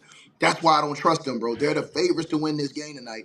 They're the favorites to advance to the playoffs. And it's like, I don't count East Spo out in these situations. Who are they running? Are they starting Jaime, Tyler Hero, and Bam, and who? Who and knows? Haywood? Who knows who East Spo will start? Caleb Martin. Is Duncan hurt? Caleb Martin. He's been hurt, but then I think he was cleared and he just didn't play against. But bro, East Spo gonna pull out a lineup. He gonna pull out some crazy weird ass defensive scheme we ain't seen yet. He gonna do something that we gonna look at tonight and say, damn, dog, this dude gonna pull it out. Yeah, they gonna have a try hard game today. If they win that try hard game without no Jimmy, they might get 5-4-1, might get swept. I don't know, man. Yeah, no, I think they will get one off the Celtics because I do think the Celtics are frauds, like you said. But man, listen, bro, Swiper. I think it comes this game right here. I think he's going to out-coach this game because he's gonna.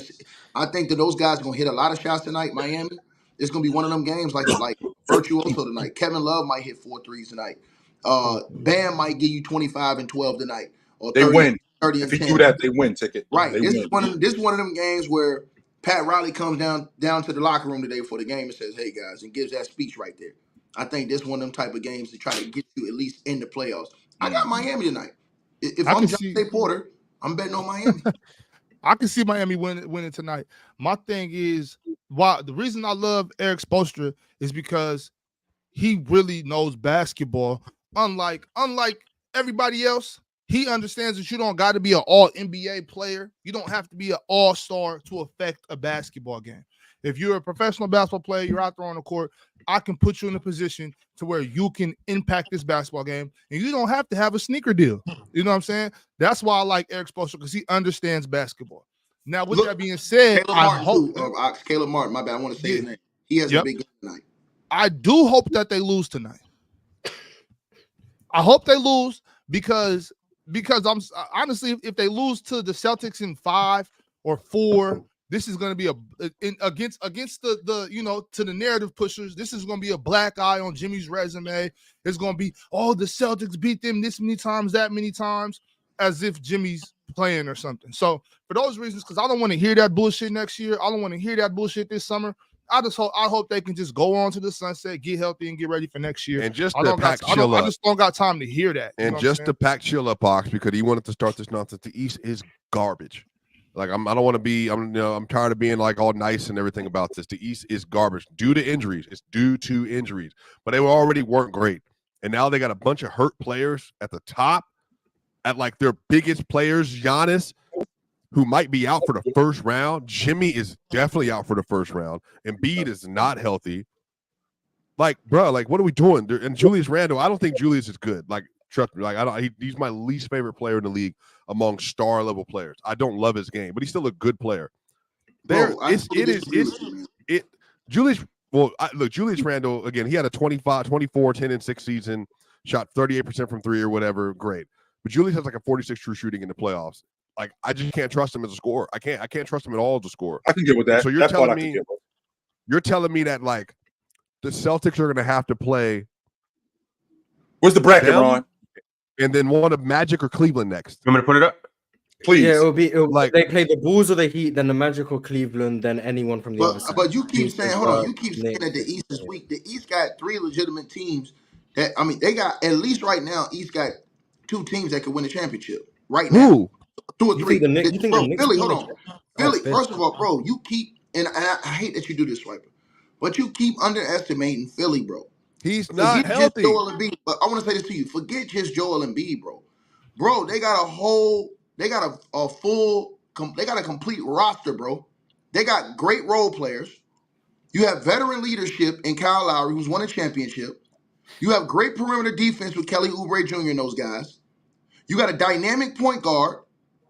And you got a big man who's an MVP, who would have been 2-time MVP. Healthy. No, but you're not hearing what I'm saying. Swiper, at 70%, he's better than 95% of the league. He ain't better than Jalen Brunson. 58% of the league. He's not better than Jalen Brunson. He's not better than Jalen Brunson. That just means Embiid right now. I didn't interrupt you, Kick It. That was wrong. That was wrong. Still as a team, Swiper. This is what I'm saying. This is the part you're not understanding. Right now, it's still a top 20 parent. What I'm saying to Swiper is this, y'all. 10 more. As a team, Philly still has a better team than the Knicks. Look, hold on. If you look down Philly's roster with Melton, all those dudes they got on their roster, they still have a better roster than the Knicks. They have a better team than the Knicks. If you ask me who has a better roster, you still got Tobias Harris. He's up and down, but he's a dude that can give you 19, 18, 20, 22 a game. In a game. No. Listen what I'm saying. I'm not giving you per game. I'm saying in a game during a series. They have different guys who can step up and give big time performances if Joel Embiid is not on his A game. That's what I'm saying. This year more than right now, if you read it all, so Jalen Brunson, Dante DiVincenzo, Hart, Anobi, and Hartenstein be the starting lineup, and then you would have Miles, McBride, Bojan, and Mitchell. You think and then Precious, obviously. Okay, so let me cook you on that. He doesn't trust Bojan no more because he down his minutes as the season went along because he don't play defense. So he's down Bojan's minutes. That's one. Yep. So Bojan, he's only played like what, 10, 11 minutes, 12 minutes. He down his minutes when he first got traded. Yep. Secondly, this is Tibbs. He's going to stick to a starting lineup. Most of those guys are going to play 38. Josh Hart's going to play every minute of the game if he can. Then, same thing with Jalen Brunson. So those are 2 guys that's not getting subbed right there. He's going to rotate his bigs, but they're going to have to get rotated because they're going to be in foul trouble trying to deal with Joel Embiid. They're going to get worn down over a 7-game series because Tibbs he's not going to want to go deep into his bench during the playoffs. Who's more likely to wear down, Embiid or them? I'm saying the Knicks roster is going to get worn down during a 7-game series because Tibbs don't want to go. I feel like you're not accounting to the fact that Embiid, one, is out of shape and he's not healthy. I'm not, but you're not, hold on, but you're not hearing what I'm saying. He's saying they can overcome that. I'm not accounting that to just him. I get it, but I'm not accounting that to just Embiid, bro. I'm accounting their team with Kelly Oubre Jr., all those other guys they got on the squad. You got championship experience with Kyle Lowry. You also have Melton. You also have Tobias Harris. You also have Tyrese Maxey you got to think about one thing. They got to guard Tyrese Maxey too. And you haven't talked about that, Swiper. You haven't talked about the fact that Tyrese Maxey is going to be in drive most of that damn series. That's not an easy matchup, bro. When he's in drive, when he's putting you in drive and he's in attack mode, that is not an easy matchup. Then what does that do? That opens up for your shooters. You saw what Nick Batum could do every few games. Nick Batum could spread the floor, hit shots, and defend. So they got multiple defenders. They got great bench play. They got great veteran leadership.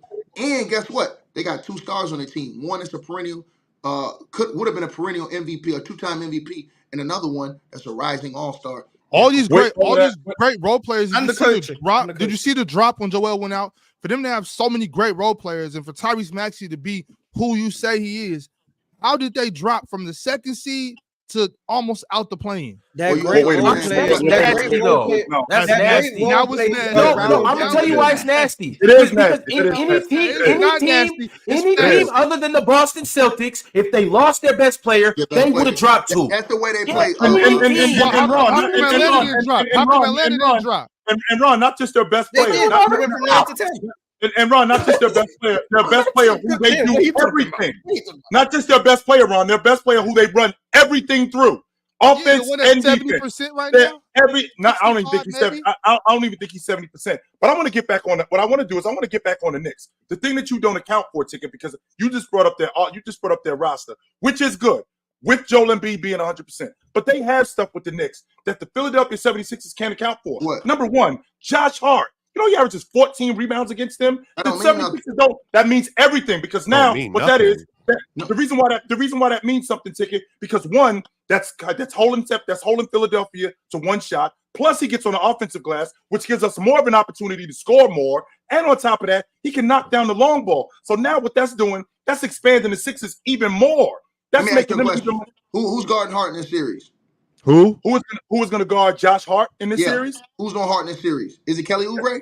It depends. It's going to be hard for him to crash. It's going to be hard for him to crash the boards. It's going to be hard for him to crash the boards on the 6'6" wing. I just want you to know this, Ticket. Kelly Oubre's been on the Philadelphia 76ers for how long? This whole season, right?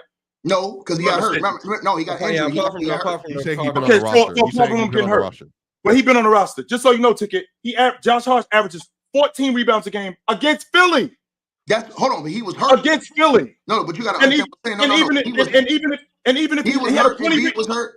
He had a 20 rebound game against them. This was when Embiid played. He had a 20 rebound game. Chill. I want to get an understanding with you. Hold on 1 second.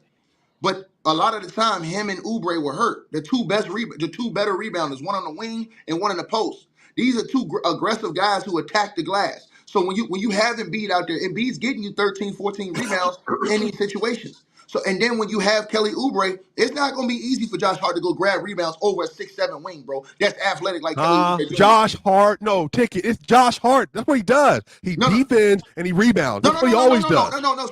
I don't take. Hold on. I don't take that away from you, bro. I'm saying this. Go pull up those games. The game where Joel Embiid played, they won. The game where he didn't play, they lost. I'm talking about the Knicks. No, they didn't. That's not true, Ticket. The Knicks blew them out. What's the season series against the Knicks? So they beat them twice. That's number one. And I'm saying, what's the season series against the Knicks? When they came to Embiid is 1-2 against the Knicks, I think. Right, they beat them twice. And when they came to Philly with Embiid, just so you know, Ticket, Julius Randle was garbage that game. They beat them by 30.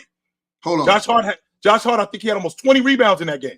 If he did, I think he had 20 rebounds in that game. 19. With him, 19 rebounds. I thought he had 20 rebounds. I'm sorry, Mark.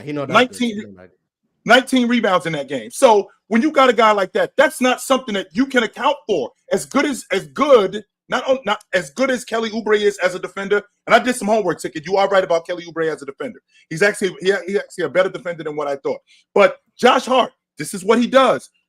OG Anunoby, this is what he does. DiVincenzo, all of these guys, this is what the New York. And to your point, Chill. I got it right here in front of y'all. Hold on. Embiid's 0-1. Embiid's only played one, and they lost. Thank you, Embiid. I told you that. Hold on. No, but hold on. But Pick it to Chill's point.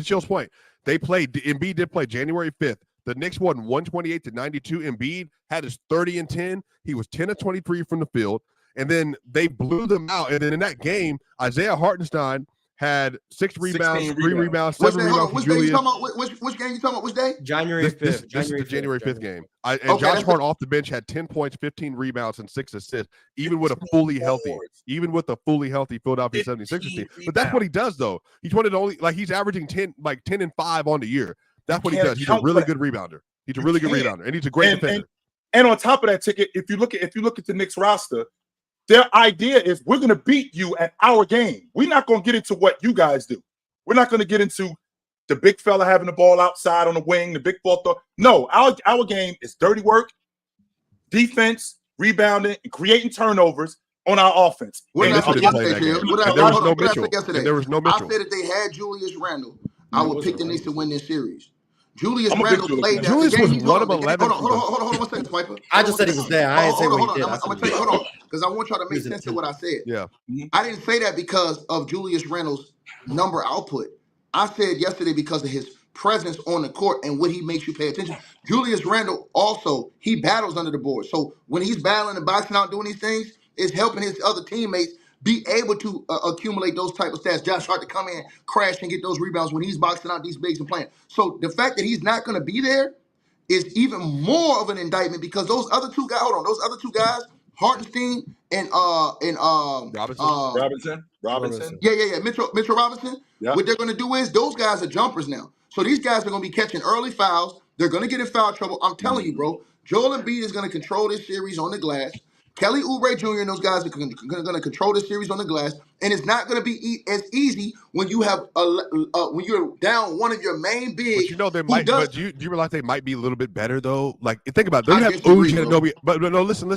They're gonna have OG Anunoby at the 4 with Josh Hart, Dante. Overrated. OG's overrated, bro. Overrated in what sense? Hold on. Let's stay right here. In the game, ladies and gentlemen, Swiper has left the building. In the game, they beat Philly. OG Anunoby was 3 of 11 from the field. 1 of 3 from the 3. He did absolutely nothing. He was a -7 that game, and they won. They won by a blowout. He was the worst player on the team on the roster that game. Now you're talking about that's just from an offensive standpoint. You ain't talking about what he did on the defense. OG, hold on. He was a minimal part. He was a minimal part in Toronto when they won, and then he was a major part when they was getting their ass kicked. Period. He didn't even play when they won. He was injured. But you right? No, I'm saying right. No, that's my point. Hold on. Yeah, I'm with you. Hold on. So that's my part. My point. My point is that we've never seen him have an impact on big time winning. Now all of a sudden he's just they 20-3. They won 17 of their 20 games when he's in the lineup. What are you talking about? No. What am I missing? Hold on. What am I missing? Keep going. Bro, I'm talking about at this level. We talking about playoff where it's all on the line, championship basketball type of level. I have never seen OG in them type situations have to deliver. I've never seen him. He was on that Toronto team when they won the championship. What are you talking about? But he didn't. What did he do? As a rotation player, he was one of their better rotation players. But what did he do? He was one of their better rotation players. He did not have a significant impact on that team, bro. Yes, he did. Took it, getting in the passing lanes, rebounding, absolutely. Man, come on, bro. The man played. Hey, Mars, tell the truth, Mars. Go ahead and cook him because Mars got the numbers right there. Mars going to There's no numbers. He was injured in the playoffs. There's no numbers. He was on the bench. Thank you. He wasn't there. He had no impact. Thank you. Court captain. That's what I said. That's what I said. He didn't have no impact in them winning, bro. So now when he comes back, they get the hell beat out of him now. Where is all his impact? So now you're going to tell me that you're going to put him on a Knicks team where now you just got Jalen Brunson, who I have come to like. You talking OG still? OG, hold on. They're 20-3 with OG, by the way, with the best defense in the league, just to be clear. His tenure's been up and down with the Knicks right now. His play. His individual play. He hasn't played at a great level all the time. He hasn't. He's had horrible games. I've watched him, and he's had some good games. But he has not had a steady OG.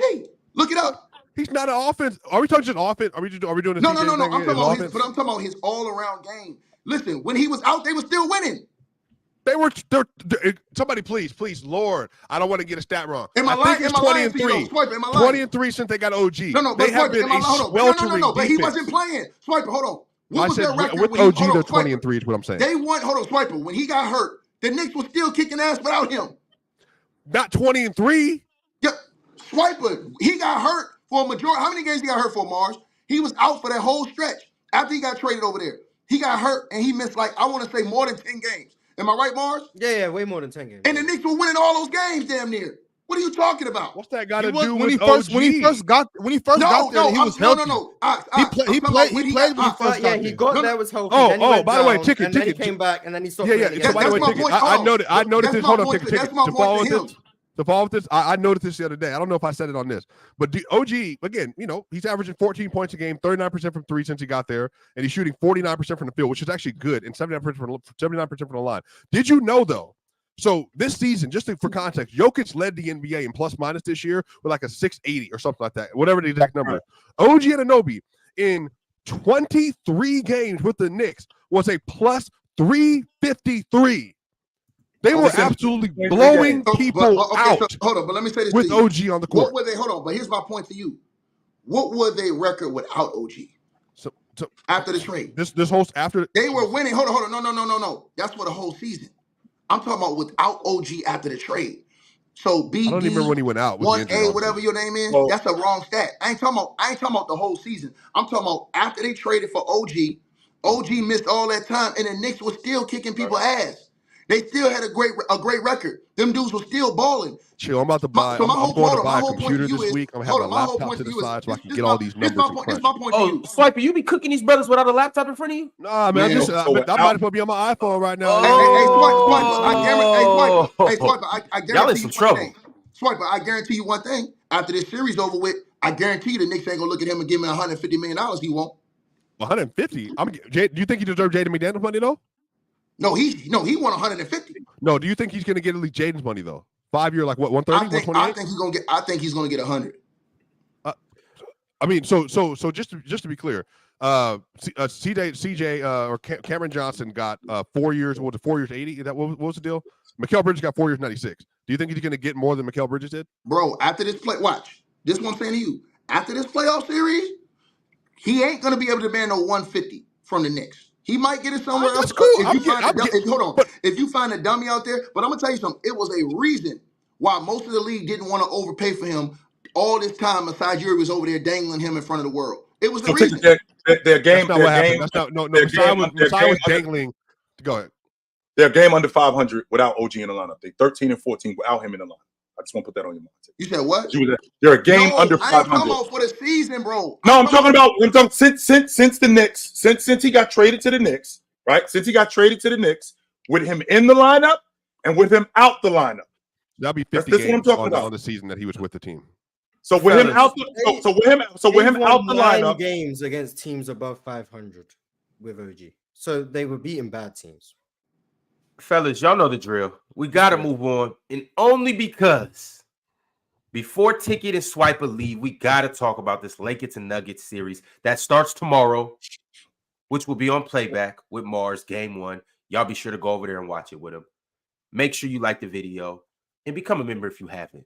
But I need you guys to talk to me about this game. Game 1. Swiper, I'm going to start with you because we see your background. It's your squad. You from Denver. Y'all the defending champions. Y'all played the Lakers last year and smoked them out. But what happens in this series and in particular game 1 as well? Talk to me. I feel like I talked too much about this one here. Y'all's thoughts. I think the Nuggets win.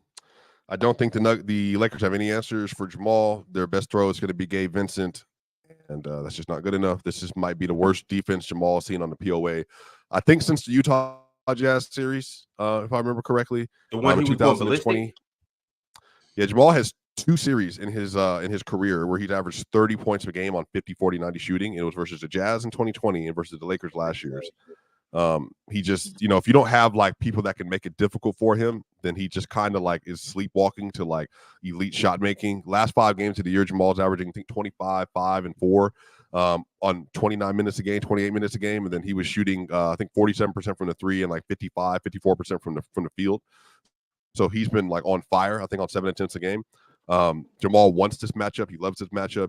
Michael Porter had a 25-point, 10 rebound, 4 assist game versus the Lakers this year. The last game they played, I believe, Porter was the first player in NBA history to have a 25 and 10 game on 10 of 10 from the field and 5 of 5 from the 3-point line. And then Aaron Gordon, obviously. I'm curious what they're going to do because LeBron is going to be guarding maybe Michael Porter as an off-ball player, and then AD is going to be sitting on Aaron Gordon. I don't think they should do this, by the way. I don't think the Lakers should do this. They're going to have AG on Aaron Gordon. Rui going to be guarding Joker, which then means that Jamal's going to be guarded by D'Angelo Russell or Austin Reeves, and then KCP is going to be chased around the perimeter by D'Angelo Russell and Austin Reeves. As good as the Lakers' offense has been, which has been great, they're not going to be able to touch the Nuggets' offense. So they're going to have to come up with some stops at some point. They're eventually going to put LeBron on Jamal and then have AD on Yoke. That way they can play the switches and all that kind of stuff. But at that point, then they're just going to kind of go empty side and then dump the ball into Joker. And if you help at all Maul off top side, then he's just going to rotate into the shot, or they're going to swing to Porter in the opposite corner. So, I'm curious to see how the Lakers respond. I think the Nuggets, they got this regular season thing where they'll play really well, but they don't ever throw their best punch except for some of the really big games in the year and like the Celtics game and all that stuff. But I think this is going to be another game 1. They're going to come out swinging, and they very well could win anywhere from 8 to 12 points, I think. Remember opening night, the 2 teams played 119-107 was the score. Jokic had a 29-point triple-double as well. They just have the best player in the world right now, and like they just have basketball figured out. So we'll see. Yeah, we'll see. I want to follow up on Swiper because listen, bro. I'm afraid, bro. And I'm going to tell you why, dog. The media saying all this shit about if LeBron win, he the GOAT, this, that, and the third. Bro, I think it's going to be a free throw parade in Denver for the Lakers. I believe that the Lakers probably the Lakers probably gonna steal game 1, try to change the whole complexion of that series from the free throw line. I ain't saying skill wise, I'm saying from the free throw line. I think that you're gonna see LeBron James be very aggressive in game 1. I don't think he comes out passive in game 1. I think he understands they've lost 8 games in a row. I think LeBron's gonna be in attack mode and he's gonna get the whistle. I think that that's gonna control the game early. I think that yeah, of course we know Jokic outplays AD pretty much all the time. But I think that's going to be a LeBron game, and I think another guy for them that's going to be big for them is Austin Reeves. I think Austin Reeves steps up in these moments, and I think offensively Austin Reeves is going to be big. I think that y'all are going to be able to exploit him defensively, as always, him and D'Lo. But I just think that, bro, I'm gonna be honest with you, man. I'm afraid for this series, bro, because I feel like the referees. When I saw a stat that said that the Lakers had shot almost 500 something more free throws than the next team this season, that scared me, bro. And then with all this talk, it's just like, bro, I'm gonna really be watching the referees in this series, Swiper, to watch how they officiate this series with fouls. If you see Jokic get into foul trouble early, that's gonna be an issue too that we gotta watch out for. Does Jokic get 2 quick fouls in this series? You know what I'm saying? Who does Jokic guard? Lakers won the free throw battle last year by a pretty substantial margin in the Western Conference Finals. Yeah, but I'm talking about. But I think it's gonna be something hellified this year. And then, like I said, plus who does 100 or Jokic something. guard? Who does Jokic guard? And this Anthony Davis, 80 shot 40% in isolation situation versus right. Jokic But last year. Here's the thing. Darvin Ham said something at the end of the season that stuck with me, and he was just like, "Yo," he was telling them basically stop taking these crazy shots and start like forcing the referees to blow that whistle. And when he said that, I was just like, "Damn, dog! Like, this get ready to be a free throw parade." Because now, I just be honest with you, bro. Like, I feel like if the NBA feels like if the Lakers steal game 1, it's gonna make the series better. You know what I'm saying? And then anything can happen. Because now, even if Denver wins game 2, they go back home with a split. You know what's gonna happen in game 3 in LA? They're gonna get all the calls. Denver's gonna have to beat the hell out of them and the referees, in my opinion, to win this series. So it's gonna be even more than last year. They're gonna have to beat the brakes off the Lakers and the refs to win this series, in my opinion, because I think the free throw discrepancy is going to be absurd. And a guy I'm watching for Denver, bro, like last year, you guys had parts that I love. I got questions about y'all's bench this year, bro. I didn't have questions last year about, you know what I'm saying, Jeff Green's experience when he came out hitting big shots. Me and Chilton talked about this, and Mars talked about this last year when we talked about Bruce Brown coming in the game, changing the game with his energy on both ends. You know what I'm saying? Guys like that. You guys have had some role play, but I don't know how all the pieces are going to fit now when it's money time. I saw how it fit last year, and it was sad that y'all couldn't bring that same team back and run it back with that same team. But it's going to be difficult because Jeff Green made big shots and big moments for y'all last year. You know what I'm saying? He made big threes, big shots, big plays. Can those other guys y'all got this year? Can those other role players? And then Mars' guy, the guy Mars said that he thought was going to take another step this year, Christian Brown. Playing a lot better. But now in the playoffs, with it all in the how is his role? Is he going to take a next step consistently? Because he played big in moments last year in the playoffs, but can he like fulfill what Bruce Brown brought to y'all on a regular basis last year? That's going to be big to me. Yeah.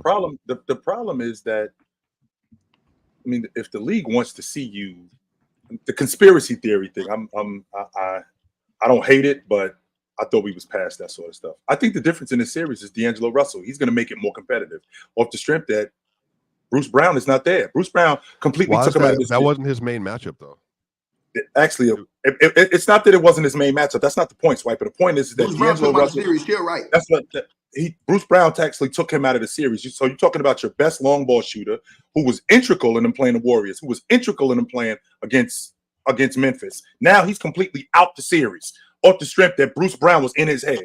So he can't do what he did before. The fact that he's not there now, I think he's going to make the series more competitive. I still think Denver wins. But the fact that he wasn't there, the fact that he was there, the fact that he's not there, plus D'Angelo Russell is coming in with super confidence. I mean, how these guys are implementing him in the offense, not just implementing him in the offense, how he's shooting the long ball. He's coming in super confident. And that confidence spills throughout the rest of the crew. that these dudes see him shooting the long ball, they're going to get involved too. Now, don't get me wrong, Swiper. I don't think that there's a matchup for D'Angelo Russell and Jamal Murray if the game is close. When you got that two-man game with Jokic and Jamal Murray, it's virtually impossible. I won't argue that. However, I do think that D'Angelo Russell, without that element of Bruce Brown getting in his head, without that element of Bruce Brown taking him out of his game, and how important he is to that crew, without that element and him coming in there, I think he's going to make a big difference in this series being more competitive this year. But he's not going to do that, Chill. He's going to play in those late game situations with Jokic and Jokic and Murray. Yeah. This is what I think that Darvin Ham's going to do. I think Darvin Ham's going to come with a fastball, with a curveball. I think he's going to play old boy that guy from Miami a little bit and try to use him defensively on Murray, Gabe Vincent. Because I think he knows Gabe Vincent going to try. No, but Gabe Vincent is the better option to try to fight through those screens. Watch, Gabe Vincent going to get good minutes in this series. I stood next to him, Ticket, when he came to Denver. When he was for opening season, bro. He legit about 5'11", bro. He's a little dude. He's that small. He's about 6 foot on paper. He's probably listed a little higher, but he's not a big dude at all. He looks like a corner.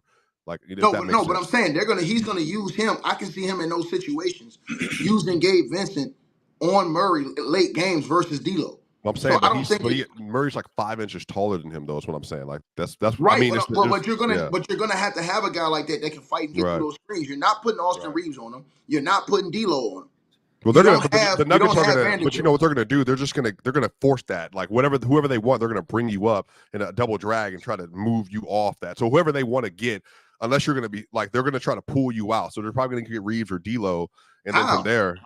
How if late game you're playing Jokic and Murray in the pick and roll? Because what they do is whoever like Reeves is guarding, they'll have KCP will roll up as soon as they cross half court, like right before KCP will roll up, and then Murray will then force a screen by like going over the top of it, and that forces a switch unless you're delayed, and then they'll attack right away. So it just depends.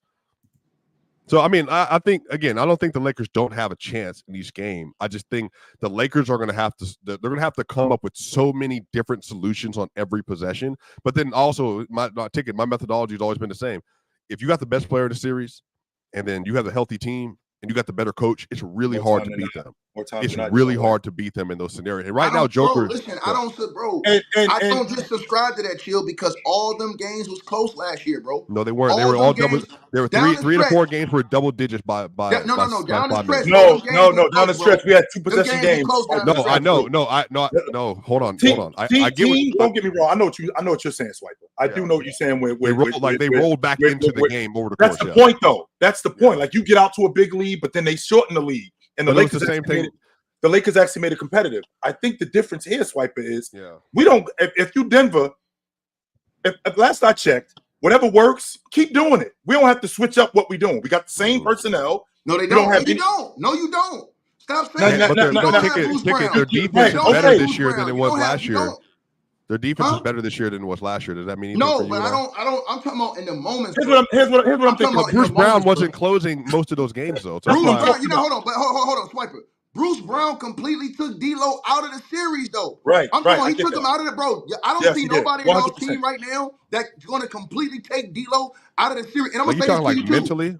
D'Lo, yes, it's a big deal. Well, you talking about no. Hold on. I'm saying, are y'all talking about like the post game comments of when Bruce? No, I'm talking about during the game. I'm talking about on both ends of the floor. I'm talking about on both ends of the floor because here's what Bruce Brown did. He forced the action against D'Lo. So whenever Bruce Brown got the rock, whether it's off the glass, he pushed it at full speed. He attacking D'Lo, getting D'Lo in foul trouble, and also he D'ing D'Lo up, forcing D'Lo into bad decisions offensively. And letting him know about it too, Ticket. And letting him know about it too. Right. And I don't see nobody on y'all's team right here, right now, that's going to bring. And then D'Lo's going to be one to come get redemption for that.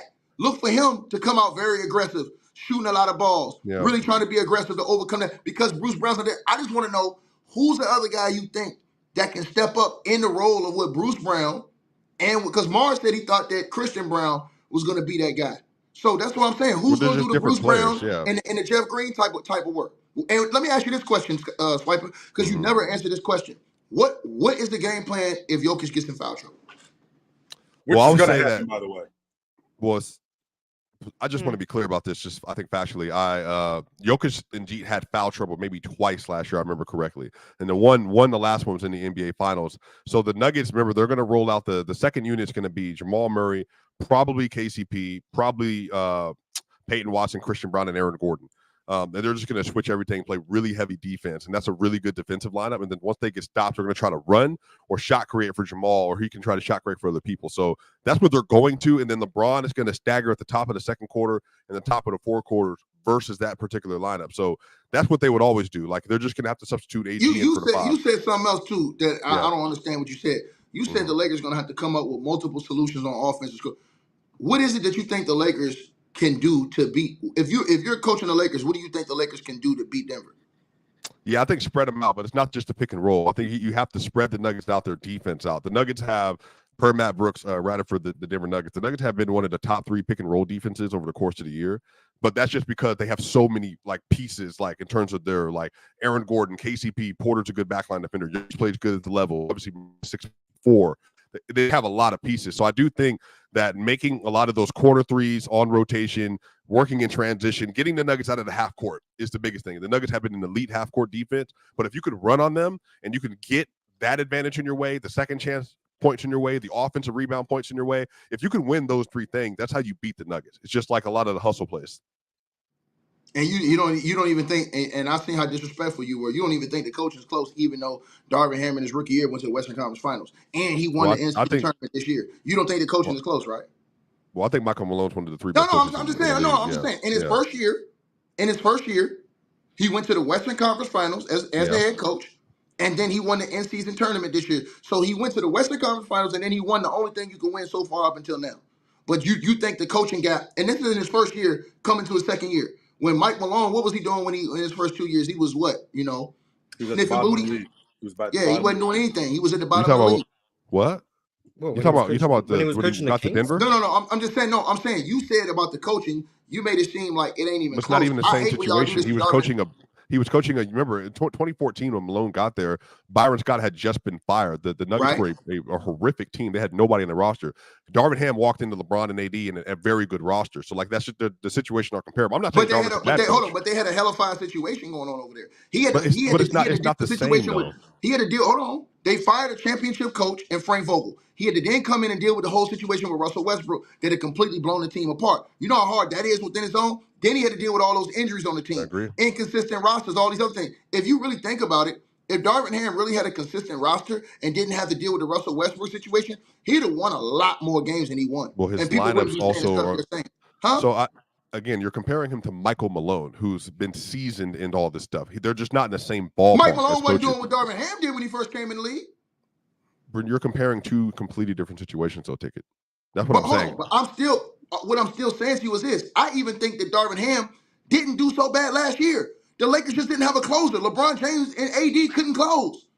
So to me, depends on what you define. Austin Reeves shot 7 of 8 from 3 in that. With 3 minutes left in those fourth quarters, you're talking about 3, 4, 5 point games with 3 minutes left in most of damn near all those fourth quarters. But remember, do you remember what they started? Do you remember what they started with Game 1 with the Lakers lineup was last year? But I'm saying, listen. But what I'm saying to you is this: they didn't have a closer. LeBron couldn't close.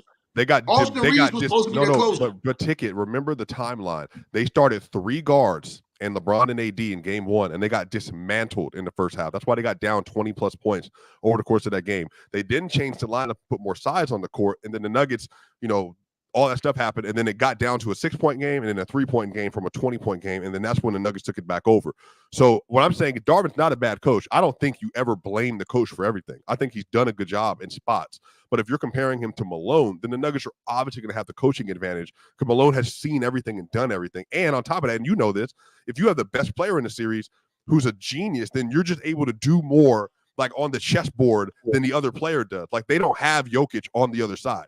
So that's what I'm saying. Like, you don't subscribe to that, but I'm saying in NBA history, typically, if you got like the best player, and again, I think at this point, obviously LeBron's one of my favorite players ever.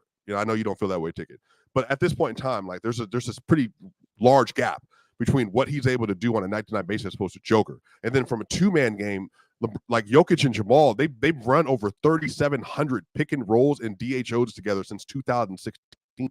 They just know each other, like that. That's what I'm saying. Like that's Michael Benner in 2018, huh? But Bron and AD know each other. Yeah, but they don't have the same function. Like AD's not a shooter, not a mid-range shooter, not a three-point shooter. He doesn't have the intelligence. He's not a passer. Well, he is a mid-range shooter. That's not true. He's not. No, he's not. not. He's yes, not a good mid-range shooter. We saw him in 2020. We saw him knock down the mid-range. We seen him in the pick. That was 2020. I'm talking about now. The last 4 years, he shot 50%. Chill, stop. He shot 50% mid-range in that run. Right. Yes, okay, sure. But what you're doing is that what you're doing is you're completely leaving out that he did do that. You're completely leaving out. I'm talking about today. Right, and today he actually can still knock down the mid range. He is actually really good with Austin Reeves in the pick and pop. He's good. I'm with comparing them to the other side of the court when you have a generational mid range shooter. That's we're comparing him to that. That's what I'm saying. The duos are different. They just have different functions. They're not the same. Like LeBron and AD cannot reach the level. Respectfully, can't reach the level that Jokic and Murray can't. Offensively, they just can't for many different reasons. They cannot. But that's why it works. I disagree. So Denver, man. I disagree. People saying Denver. So the only thing I would say, if you think LeBron is going to get close to where Joker is, I ain't saying that. I'm talking about AD. AD's supposed to be swiping. You're gonna hate me for saying this, Mars. I don't know where you stand on this. Chill. AD. I said this last year, and I got to cremate on here. AD's supposed to be better than Jokic, in my opinion. With the tools he got, defensively, all around better player. He's supposed to be better than Jokic. He's way better defensively. And he had the offensive skill set to be better, as good or not better offensively. He showed us this. AD, stop saying that, bro. He showed us. AD has shown. Hold on. I want to say something to you. We've been over this a bunch of times. I want to say this to you. Go ahead, Ticket. How many games have we seen AD show us that he can go get you 40, 15, 16? Remember he was bragging last year when LeBron was out, when AD went on a rampant rage, when he was giving people 35 and 14? He can do that. That's better than Jokic. But the difference, the difference on Ticket is that he can't do that on the regular. You know what he does do on the regular? He did. You praised him for doing it. Well, he did that on a. There's a difference between doing it on a regular Ticket and doing it in a stretch. He did it in a stretch. Those two things are not the same thing. No, I just heard what you said. He's doing it in a stretch. No, what he's capable of. What he's capable of is he's capable of cleaning glass on the regular. He's capable of rim protecting on the regular. He's capable of blocking shots on the regular. He's not capable of 35 and 13 on the regular. He's not doing that on the regular. He did that in a stretch. Hold on 1 second. Hold on 1 second. That's a damn lie.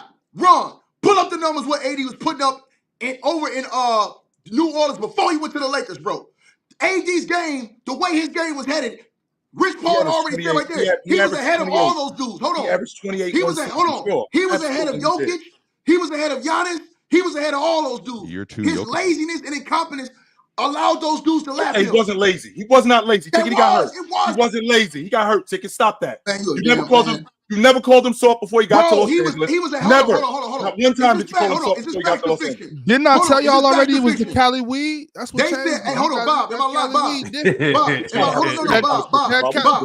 This don't sound too serious. Just saying. If I said it's crazy, listen what I'm saying. I've been sitting there listening for a minute, man. But you remember this. Listen to what I'm saying. When AD was with New Orleans, when he was putting up like almost 27 and whatever he was putting up. He was averaging 28 a game. 28. Right. He did it back-to-back seasons. 28 and 11. He was with 2 blocks and 2 steals. He was on a trajectory where he was headed towards that 30. He was showing you he could put up those 30 and 50 or 12 numbers, 30 and 13 numbers. And hold on. So when he leaves and goes and plays with LeBron, obviously your numbers are going to dip because you're playing with such another great player who's ball dominant. Here's my point to you, Chilltown. When you show somebody you can do something and you have the capability of doing it, that's on him. When he was in New Orleans, tell me if I'm lying, Swiper. He was ahead of Jokic. He was ahead of Giannis. He was ahead of all those guys. Rich Paul was out here saying, and everybody had the media, he was the next guy. He was supposed to be the next best player in the world. He dropped from then. From then, he dropped. These are facts. So don't tell me he's not capable of doing it. He is capable of doing it, and he's shown us he is. Swiper. Yeah, I would like just like a minute of silence and peace so I can just get this point off. Go ahead. 60 seconds. No, I was more so talking to Chill because he gonna interrupt me for no reason. But that's my brother though. So again, I think AD is an incredible player. I also, Ron, is speaking to you as well. I also loved AD around this era. And in the Pelicans, he was a 28 and 12 player. He was an arguable top 5 player in the league. He had tremendous defensive skill sets.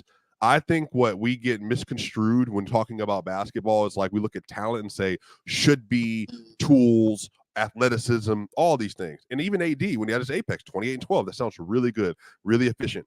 But the problem is when you say he should be able to do the thing that Joker is doing, I think at some point in time, it has to get to the point where like mentally and intelligence and IQ and consistency, AD has never and will never be the type of player up here that somebody like Joker is, because he just has never had the ability to think through a game in the same capacity. At some point, like Joker just emerged. Like again, 2016-17, of course it was AD, but Joker was in his second year.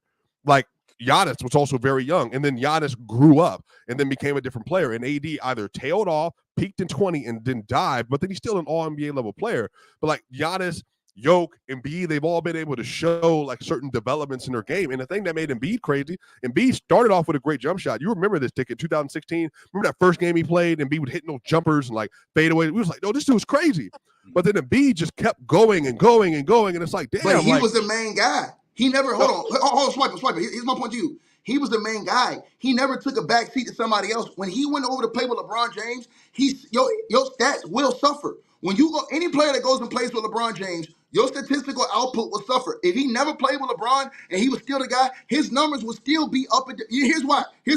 Go look at his average without LeBron James with the Lakers. It shoots through the roof. His average without LeBron James with the Lakers goes damn near 30-something points a game. And he has the most 30 and 15 games in the NBA by far. These are facts. So, but I want to say this to you. Here's where you and Chilltown kill me though, bro. Y'all kill me because when you look at Jokic, when you look at Jokic, this is the problem I have with y'all. Y'all only looking on one side of the basketball. You can't judge a player on one side of the ball. I got it. I've heard Ticket talk about this before. So again, Ticket, I've been a fan for a while now. So again, I've listened to you. I've had the luxury of listening to you. So do you judge Jokic by one side of the ball? So no, and I think that's another misnomer about Joker. The reason why the Nuggets have been able to sustain, they were number 3 in playoff defense last year. So if Joker was a liability or wasn't an average or an above average defender, that just would not have been able to happen. So I'm saying to you, Joker's not AD, because Joker's he's not the rim protector that AD is. He doesn't have the ability to move laterally like he does. But I think like some of this is people have this idea that Joker is a negative defender, which isn't true.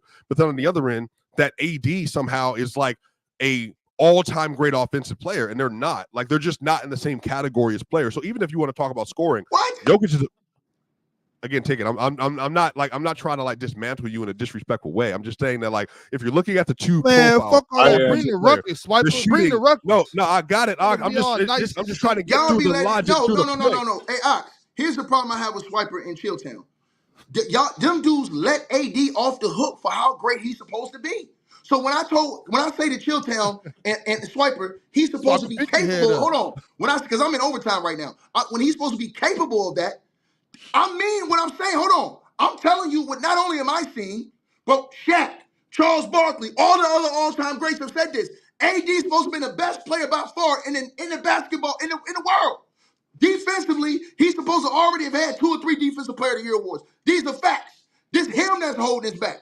Offensively, his game was through the roof. His game was on another level. And guess what? He's still shown y'all he can dominate like that for long stretches. So, yes, you're right, Swiper, when you say mentally AD doesn't have it to where he holds it together for a long time. My whole thing is that's this, though. Gift. When that's I look at it, right, but hold on, you're a Michael Jordan dude. No, stop. You're a Michael Jordan dude. Dominique Wilkins had every physical ability that Jordan did and was not the same player. They didn't think the same way. He wasn't a better defender. Stop. They didn't exist in the same planet mentally. How did Clyde Drexler? They were both all NBA players. They didn't even think in the same capacity as Jordan. They didn't have the hunger. They didn't have the desire. They didn't have anywhere near the same as Jordan. So the issue is you comparing AD to Joker is you comparing Clyde Drexler, as talented as he is, to a dude that is an actual savage. That's the difference. In actual savage, Joker isn't afraid of anyone. He's not afraid of any moment. He's not afraid of any occasion. He will battle versus anybody.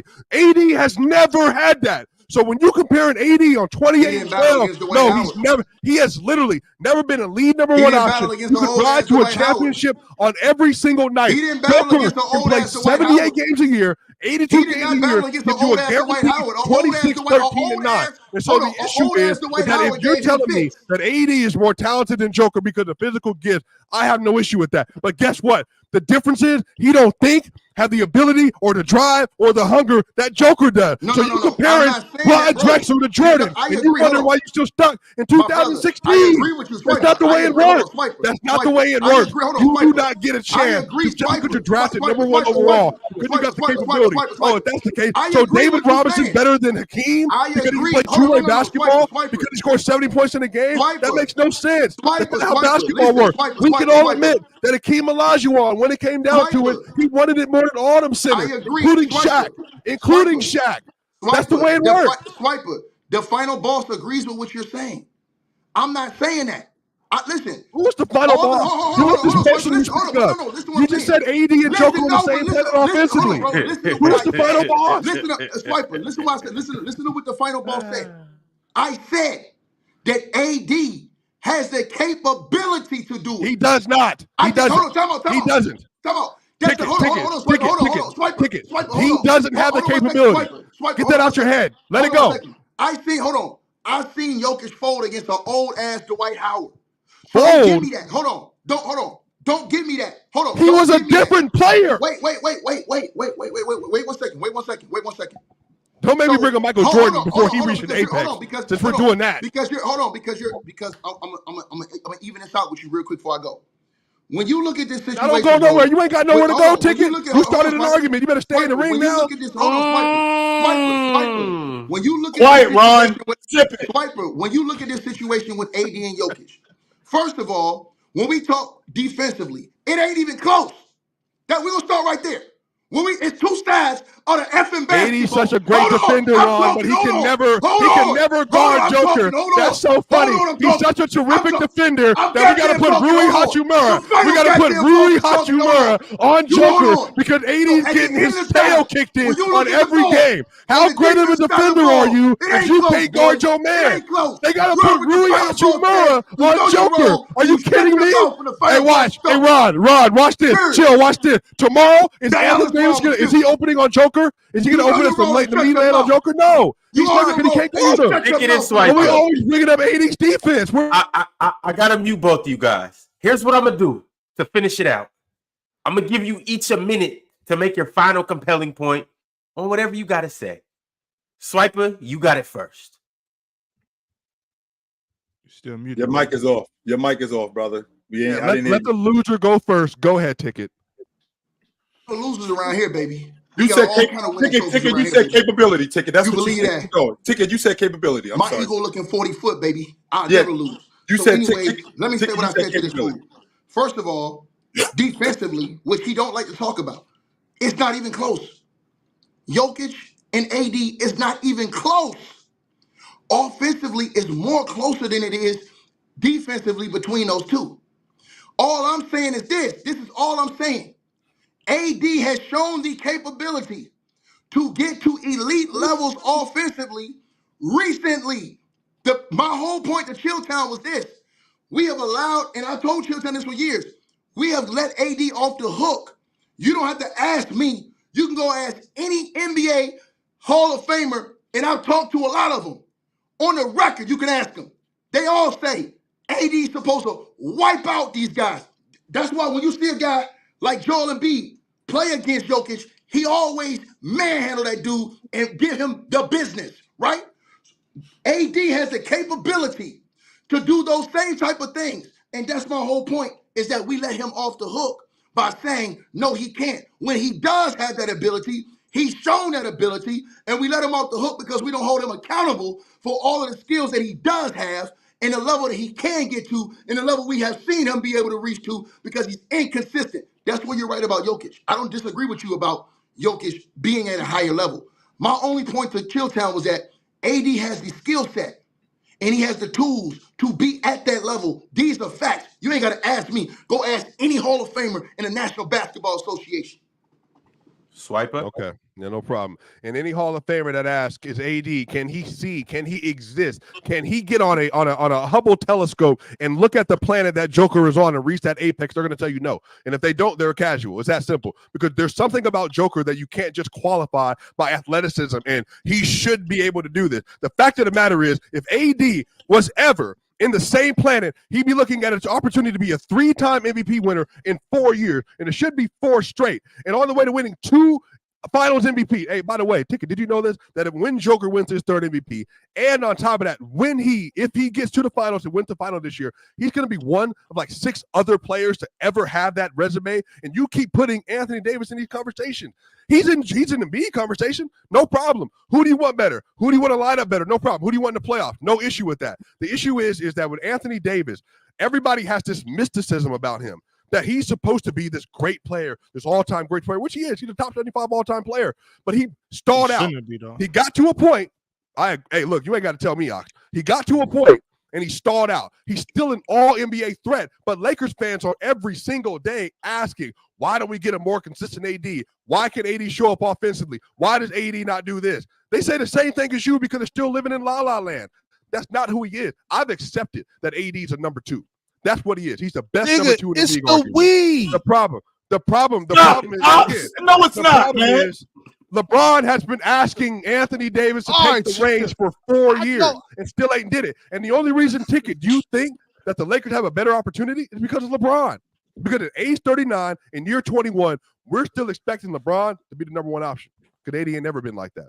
Period. So last thing I'm gonna say to you, and I'm gonna leave it at this. This season without LeBron James, AD has averaged 26.5 and 13 rebounds a game. Good for him. Without in the games he's played without LeBron James this season. That's such a great number. No. Hold on. Hold on. Once again, 26.5 and 13 rebounds is damn near MVP numbers. Let's just be honest. That's without LeBron James. No. I'm saying that's the numbers AD plus. Hold on. Wait 1 second. Which league are you thinking hold on, about? but you're not. Hold the on. NBA? But this is the other part you're not listening to. Jokic is plus all world. Hold on. Plus all world defense. AD shifts the entire Lakers team with his defensive ability. You take AD out, the Lakers are toast. His entire effect on the other side of the basketball, we have to count. It has to count for something. So where do they rank defensively this year with AD on the court? My whole point to you is this. Your main point is dealing with the offense of Jokic. No. You're not dealing with all the right. You're not dealing with both. Hold on. You're not dealing with both ends because Jokic is nowhere in the stratosphere, AD, defensively on that side of the basketball. AD, hold on. Jokic cannot do what AD does, which is affect an entire game defensively. Is he going to do that this series? Is he going to do that versus the Nuggets? If you take away Jokic, if that was the case, we might be picking the Lakers. Jokic cannot. Hold on. We have never seen Jokic put in a situation yet where he has had to control a game or where he has had to influence the game winning with his defense. We've seen AD. What are you talking about? Did you not watch the finals last year? We've seen AD control games in series with his defense. The Warrior. Okay, so again, we're going back to 5 years ago for AD. And chill, I have no issue admitting that. I have no issue admitting he was great in that run. But we're still holding AD to AD standards from 5 years ago. Ticket, 5 years ago, I wasn't Swiper. Swiper didn't exist. I can't compare me today with somebody that didn't exist 5 years ago. So you're bringing up something that happened a half decade ago, and we're talking about somebody at their apex right now in Joker. So there's no conversation. There's not. He was great in the Grizzlies series. Obviously, they were down. They were a limited offensive team. Great versus the Warriors, a limited offensive team. And Ticket, what happened as soon as he played versus the best offense in the playoffs? Blitzed, obliterated. Did he guard the best player in the series? Nope. Every time he did, I think Joker shot 60% versus that one-on-one matchup versus him. So that's what I'm trying to figure out. If AD's the best defender, as you're saying, is he going to start on Joker and contain Joker at all in this series? Do you have any hope for that? I hope he does. Okay, you hope he does. I got he should. I'm putting hope and prayers. If I'm hope and prayers. I'm getting away from that. We going straight up, man. You got to. All right, hope and prayers. It's time to do that. All right, boy. Got to. All right, Ticket. I just hate that y'all gonna keep downplaying the obvious facts in this. You can see a difference. I know the signs. I'm all ears for this because we actually having a basketball conversation. But go ahead. Okay. So you want to talk basketball, but you talking about smoking weed. But go ahead, I'm listening. Okay, so you gonna tell me that doesn't affect things, Chill? So this. First of all, I don't even know. KD is one of the best players ever, and he be high all the time. Stay on trees, blowing trees on a regular. But y'all could try to act like I'm just up here just trolling, just clowning. You are, bro. You are. I'm not. I'm dead serious. You can. So Chill. This is goofy logic. Yeah, you call it what you want. Call it what you want. You gotta know the signs. You gotta know the signs. I see the signs. So what are the signs? So I'm clear. So what are the signs? The signs are inconsistency. Yep. Not looking prepared.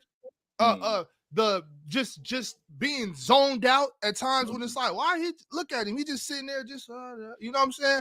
I know the signs, but that's cool. And it's really things like that are serious. So you're telling me that when things happen in people's personal lives, it can affect you, or it can affect you on the court, but being intoxicated on marijuana cannot affect you on the court? I'll tell you from experience, it does. But hey, whatever, you know what I'm saying? I can pretend like I'm just bullshitting. That's cool. I'm serious. So Anthony Davis. That Cali weed different, man. The Anthony Davis, the reason why he hasn't reached his full potential since he got to the Lakers, which, by the way, if I'm not mistaken, marijuana is a healing element. I want to make sure that we're clear on that. The fact that Anthony Davis is now smoking as much trees as he's smoking and been injured as much as he's been injured. It? So you're telling me THC is a preventative medicine? I'm sorry. I know for a fact it's not. It might bring you comfort after you hurt, but it's medicinal. I did not want to have that conversation. By the way, I was look. They can say what they want. That weed used to might be medicinal, but I know what goes into the growing of marijuana. Trust me. All them chemicals, it ain't what you think. So the reason why Anthony Davis, when he got to the Lakers, has not been what he is because he's blowing trees, which now distorts him, which now throws him off the track. He's not focused like he used to be. He's chill. To get to the basketball off that whatever. Please. Chill. No, you're not finna come here and cut me off. Sit down for a second, bro. You're not finna do that. Do you think that the 80s just being put in conversation, he doesn't deserve to be in? Chill. What I'm saying is that shit is real, bro. That shit is real. No problem. You keep trying to play that high and mighty. Oh, I'm talking. No, we're not. I didn't say high and mighty. We're not doing that shit. I've seen weed and alcohol affect a lot of people. But hold on. I'm just trying to ask if 80s is the wrong conversation. That's it.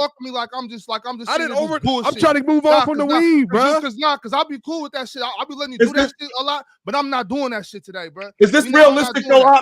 Okay, weed is affecting his overall game on a day-to-day basis. Let's be realistic. Let's be realistic. Because that shit is not a joke. I've seen it happen to a bunch of people.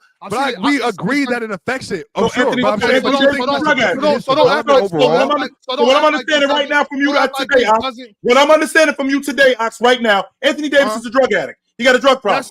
That's what I'm understanding from you right now. No. You said to me, for sure, fine. He's got a drug problem. You can say if that's what I'm saying, cool. What I'm saying is y'all can act like what I'm saying is just, I want to get back to basketball. That's not what I'm saying, huh? No, I'm talking to him then. I'm talking to Swiper. Look, so you can just sit there. I agree with you. I've seen it happen. Let's get back to basketball. Like this, like stuff off doesn't affect basketball. I'm talking about things off the court affecting you on the court. So don't see. Nobody disagrees that it affects your play, but you're talking about development from a star to a superstar. Do you think marijuana has kept him from becoming what he is, an All-NBA player to an MVP player? Very well could be. You can speculate. If you're speculating, sure. I don't know. 100% I'm speculating. Sure. I apologize, Doc. I shouldn't have did that. I shouldn't have cut you off. You're right. Tons of evidence of this man partaking in weed smoke. Yeah. So y'all can pretend like Ox. I apologize. I apologize. Do you forgive me? Ox? Okay, cool. But y'all can't act like that it doesn't affect people in different ways. That's why they're using rules about. That's not what the argument was. Not saying that. So Anthony Davis, I'm finding out some new information, which a lot of you dudes in the chat don't understand that when you find out new information, you can change your opinion. I'm finding out new information. I ain't know Anthony Davis was a weed head. Well, I did not know that because that's what it sounds like I'm listening to right now from you. Right. And mind you, like we just said, it's speculation. I don't so we don't know for a fact he's a weed head. We're speculating that he's a weed head. But what I said, there's been plenty of evidence on the internet, all types of things of the man partaking. So it's not speculation, it's fact. We have the evidence that he's a weed head. Well, so I'm not a detective. I'm not an investigator. All I'm saying is there's been plenty of signs that the man smoked weed. Just because we don't have the confession, it doesn't mean that it's not legit. Right. And like I've said that earlier. All I'm saying is, that makes perfect sense. I can see a difference in the mentality of his play since he got to LA. So I'm like, why? Maybe it's because he's smoking different weed. That's a real thing. Y'all can act like I'm joking, but that shit is real, bro. That shit is real. All right, y'all. While we still on the topic, well, actually, I need to tell you guys to go ahead and like the video. Also, shout out all of our new subscribers, our members as well. Let me go ahead and give our members a good shout out right now. Vari Takes is a new member. Dirty Bandit became a new member. J4D3N/HD became a new member today too. Shout out to him. Deem the Dream 91 became a new member. Smoke Rich Biggs also became a new member today. Steph jumped on the membership train. Shout out to Steph. Lit One. Shout out to Lit17 became a new member today. Lil Twan 7 became a new member today. Mr. Williams. Fresh Boy Swag became a new member too. J4D3N-HD became a member again today. He probably might have upped his membership. Who knows? But shout out to him. That's twice. Wavy became a new member. We got a lot of new members today. Shout out to all of y'all. Appreciate you guys. Will's too uncool. Will's too uncool 96. Shout out to Will's too uncool. Gregory King also became a new member. A couple more too, y'all. Isaiah Kinsler, Cedric Jackson. He said all became new members today. Shout out to everybody that became members today. If you haven't subscribed yet, subscribe, slap that like button. Also, today is the day on Playback. We're gonna have a couple shows, okay? So let me go ahead and run this down for y'all who don't know. NBA X today on Playback. Definitely tap in. That is gonna come on today at 6 Eastern time. This is the infamous show with Damo and J-Rob. They're gonna go up and talk about the craziest things that's happened this past week on Twitter/X.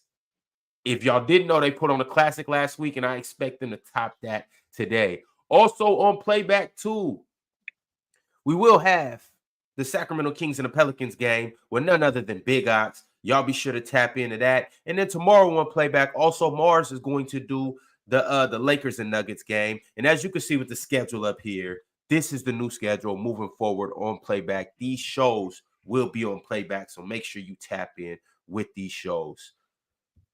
All right, y'all. It's been an action-packed show so far.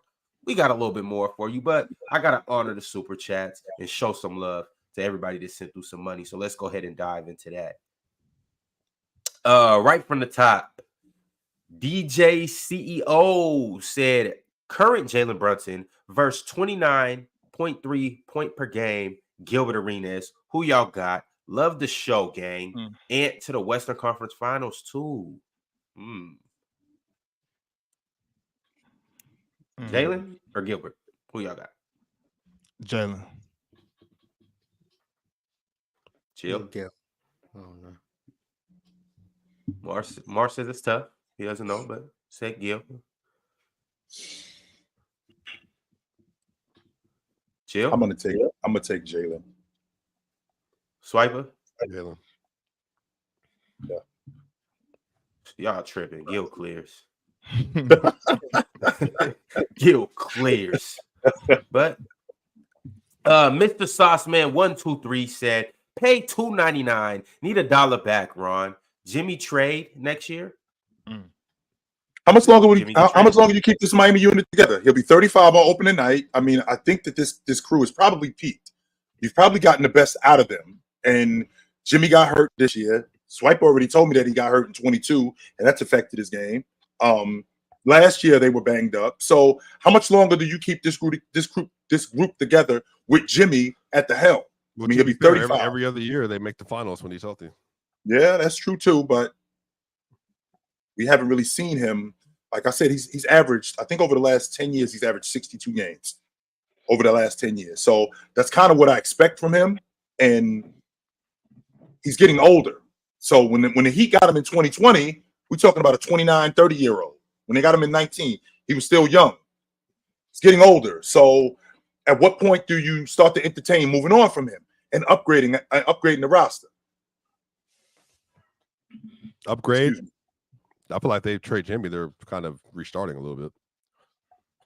Well, that's also what I'm thinking too. Sure. And not upgrade when you start, not necessarily start over, because you do have pieces like Terry Rozier. You still got a piece in Jaime Jaquez, and then you got a 20-10 all-league defender in Bam. So you still have that.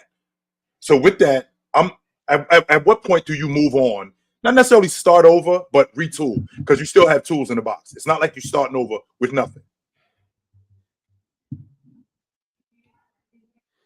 I think they got to give it one more year. I think giving off Tyler Hero is actually the real thing, but I don't know who wants to take Tyler Hero. They've been needed and upgraded at that position. But Swiper, they told Portland no with the Dame Lillard trade. They told when that trade was on the table. They told Portland no, or Portland told them no. I think they told Portland no. Well, I think Tyler Hero was just like, it didn't feel like a worthwhile package for Dame Lillard at the time. So I don't know, man. I mean, they need to upgrade it from Tyler Hero. You know, they just don't have some of the pop that they need, but also consistent Jimmy. And I'm not mad at Jimmy, but he again, I love Jimmy. I just think he could have went for that layup and finished it, and we wouldn't be in this situation. But he kind of like looked like he was trying to like foul bait a little bit, and then ended up hurting himself some. So, you know, just it's all around unfortunate situation. It's like I said, it changes everything in the playoffs. All right, moving along. Glad Diamond said Jason Tatum is the most overhated. Did you say overhyped or overhated? Overhated. Overhated. Okay. Overhated superstar in the league. If he wins, he has a stacked team. But if he loses it, he is overrated and trash. Also, and also, him not being in people's top 10s while he's clearly top 5 Finals MVP incoming. About to find out. He probably is going to win Finals MVP this year.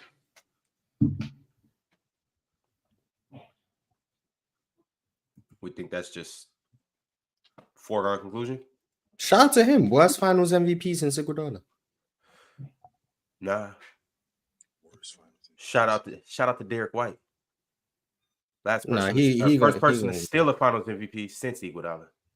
Yeah, let someone else tell it. He deserved it. But yeah, West Finals MVP since Iguodala. Shout out to him. Yeah. All right, moving along. SMN R&DM. Hey, man, he's our top super chatter at the moment. So, like, if y'all got any concerns or anything else to say, it don't matter. He is the king of super chats as of right now on Player's Choice, the panel show. SMN R&D and be coming through with these super chats on a day in, day out basis. He said, in the States, there's too much emphasis on eye test / athleticism. Jokic's talent is in reading the game. That's also talent. There's a reason players like Jokic and Luka are dominating the game right now. For the record, Mars is the epitome of the eye test, and he's not from here. So Mars looks at your game right from the surface. What do you look like as a basketball player? So that's not necessarily true. You got to watch people to talk about them as basketball players. I think that's just common sense. Right. I just think athleticism is spoken about wrong.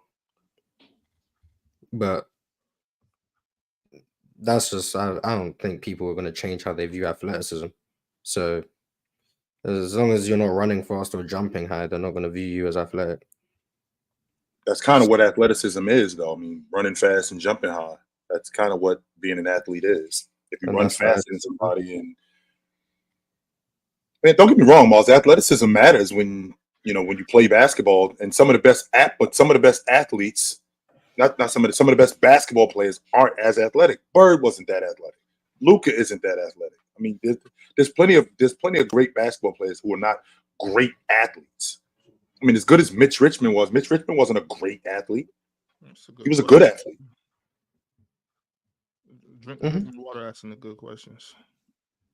All right, Dorian Clayton said, "Swiper, the real final boss is Dwayne the Rock Johnson. Ticket ain't no final boss, but he do know ball like the rest of the members on the panel. Much respect to y'all." Shout out Dorian Clayton. Absolutely. Alan L with the super chat said, "Mars be cooking with no effort. He's PC's top dog. Yeah, I'm glazing. So what?" What is no glazing L mean? dub on the super chat? No L dub? Now you're No, getting cooked, super Alan chat. L. Where's the L dub? Do you not compliment people without glazing? Is that like a male to male thing? Can't compliment. Yeah, Because if I say, "Yo, Swiper know what he talking about, man," I'm glazing. Like, what? Right. No, you can compliment someone, but if you're glazing, you're glazing. But what is the difference? I don't understand. You, Mars has tried to explain this to me a number of different times. I don't know. You recognize glazing when it's happening. It's an So if I eye-test said type that- thing. Eye/ear test type thing. Yeah, Eleanor is definitely glazing. like that Glazing comment is was just glazed. glaze. Like, that comment was Hey, glazed. Yeah, that really, comment. it's not nothing. I You mean, can't just- it's but can't you certain just, like, glazes that's very- wrong. But Can't it's you just nothing very wrong with emphatically glazing. If you glazing, imply you that glazing. you like enjoy someone else's like takes or what they do, like, or you like somebody's outfit? Like, can you? Wait, bring out the super chat again. Rory? Yeah, that super chat's gone. Oh damn. I found it. Mars be cooking with no effort. He's PC's top dog. If he said Mars be cooking with no effort, that's fine. He's PC's top dog. Glaze. Like, That's his that opinion, though. Glaze. And it's Once a again, it's nothing wrong with glazing. He can Like, glaze. you just if he wants. glaze I'm just saying, Jokic. That part There's made nothing it wrong glaze. with that. If That someone part said, made it glaze. you see how that joke fell all on the ground? Could nobody listen to it? Ron, if somebody said that you're their favorite host on YouTube. You host better than anyone on YouTube. Is that glazing, or That's they just? just If a lie. if someone sends a super chat saying Ron's a great host, Chill, you can get out of here like, too. We can do but, three people. like, you go too far as glaze. Like, that's all it is. It's excessive. Yeah, all right. Chill's not ready. He's not focused. Chill. Ron, I think you're a very good host. I think you're very. I'm sorry. Thank you, Mars. Appreciate My that. boy Hawks threw me off See, track. that's a compliment. But if Mars would have been like, "Hey, Ron, I think you're a very good host. You're the best host I've ever had." And this, and Wait, this. RJ, why can't you call another man top dog? What's wrong with top dog? You're the top dog in your If sport. they're not the top dog, it's glaze. And also, okay, just for the record, it might seem effortless, but Mars is trying really hard when he's debating. Mars is not just coming up with shit. Mars is trying really hard. So it's not as simple as it looks. So Mars, is it a Jokic thing where it looks like you're just going through the motions? It looks like you're not trying. Not as simple as it looks. I don't know. I said I don't like debating. Sometimes I just get bored, so I start arguments for no reason. But other than that, I don't like debating. That's childish, Mars. That's Mars. That's what Mars I'm is a great child. What Mars is great at. At least I recognize it. I am a child. What makes Mars great as a debater is Mars is great at attacking your stance. That's what makes him great. And he attacks your stance with ABC logic. That's what makes him great at what he does. And that's what you do as a debater. You attack a person's stance. Not only do you attack their stance, you attack their points. Chill. Mars will bring up something that you said 15 episodes ago and use it against something we're talking about right now. Like, Mars, I said that 3 weeks ago, bro. Let it go. It's a new day. I could have did the same thing. I could have did the same thing. Now Chill is glazing. Now Chill is glazing. No, I'm just no. If you hold an opinion and then you make a take that contradicts an opinion I've heard you have, I'm going to ask you about it. Like, I've had opinions that have changed, and then people ask me about it because it's like contradictory, and I'm like, yeah, my mind has changed. Like, I've said a lot of the things I've said like a year ago or when I first came on the show. Like, my opinions have changed substantially. Can you preface a glaze and it still be a glaze? Like, I'm gonna preface what I'm saying by it's gonna sound like a glaze, but I want to say what I need to say. Just glaze. Why are you doing that? Just glaze. If you're premeditated, that's just premeditated glazing. Yeah, if you're gonna glaze, just be proud of your glazing skills and go ahead. Get Swiper, like I said, it's nothing wrong with glazing. There's nothing wrong with glazing. Might be something wrong with it, but just be you though. It's 2024, bro. I know that. SMN it's cool. R&DM said, What I meant about eye test is spectacular. They want the dunks. The aesthetics. How it looks. That's with anything. Deem the Dream 91 said, "You are a low efficiency ball stopper. We don't mind the interruptions as long as it flows. Stop trying to be mellow, and when you can be Mike, welcome back." So you called him Cam Thomas? Cam Thomas is low efficiency.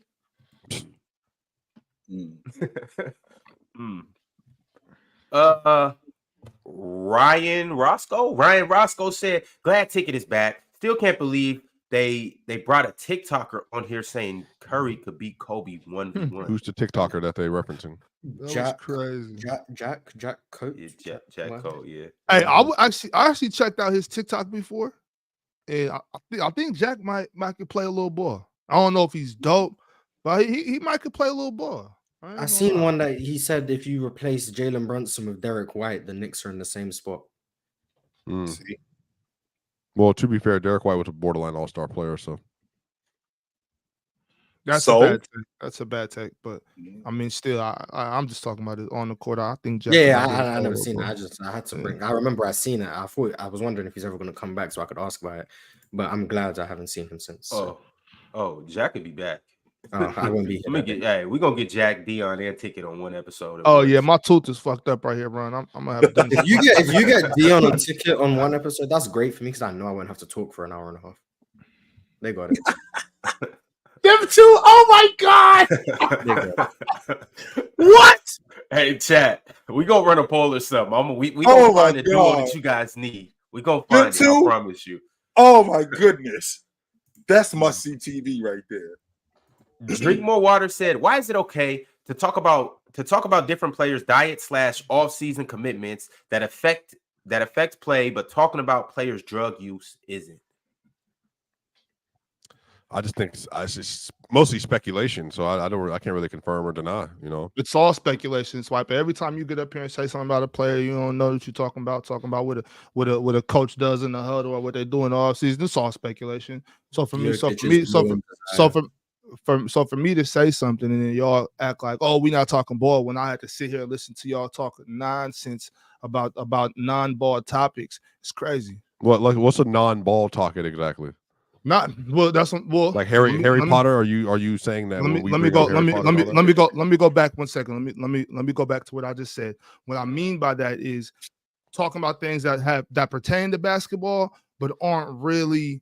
You know what I'm saying? Like who's gonna be blamed if this team wins? Like who gives a shit? You know what I'm saying? So basketball related is what you're saying. Basketball related things. So when I bring up something that's off the court, but it can affect on the court, we're not really talking hoop, but it's basketball. Oh, related. remember when Kyler Murray, every time they would have a new drop on Call of Duty, they would follow Kyler Murray, and then every time they had a new drop, he would play worse in the next game, the following game after the drop. So I think that I understand what you're saying. Like there's like a calculated speculation. Got you. Right.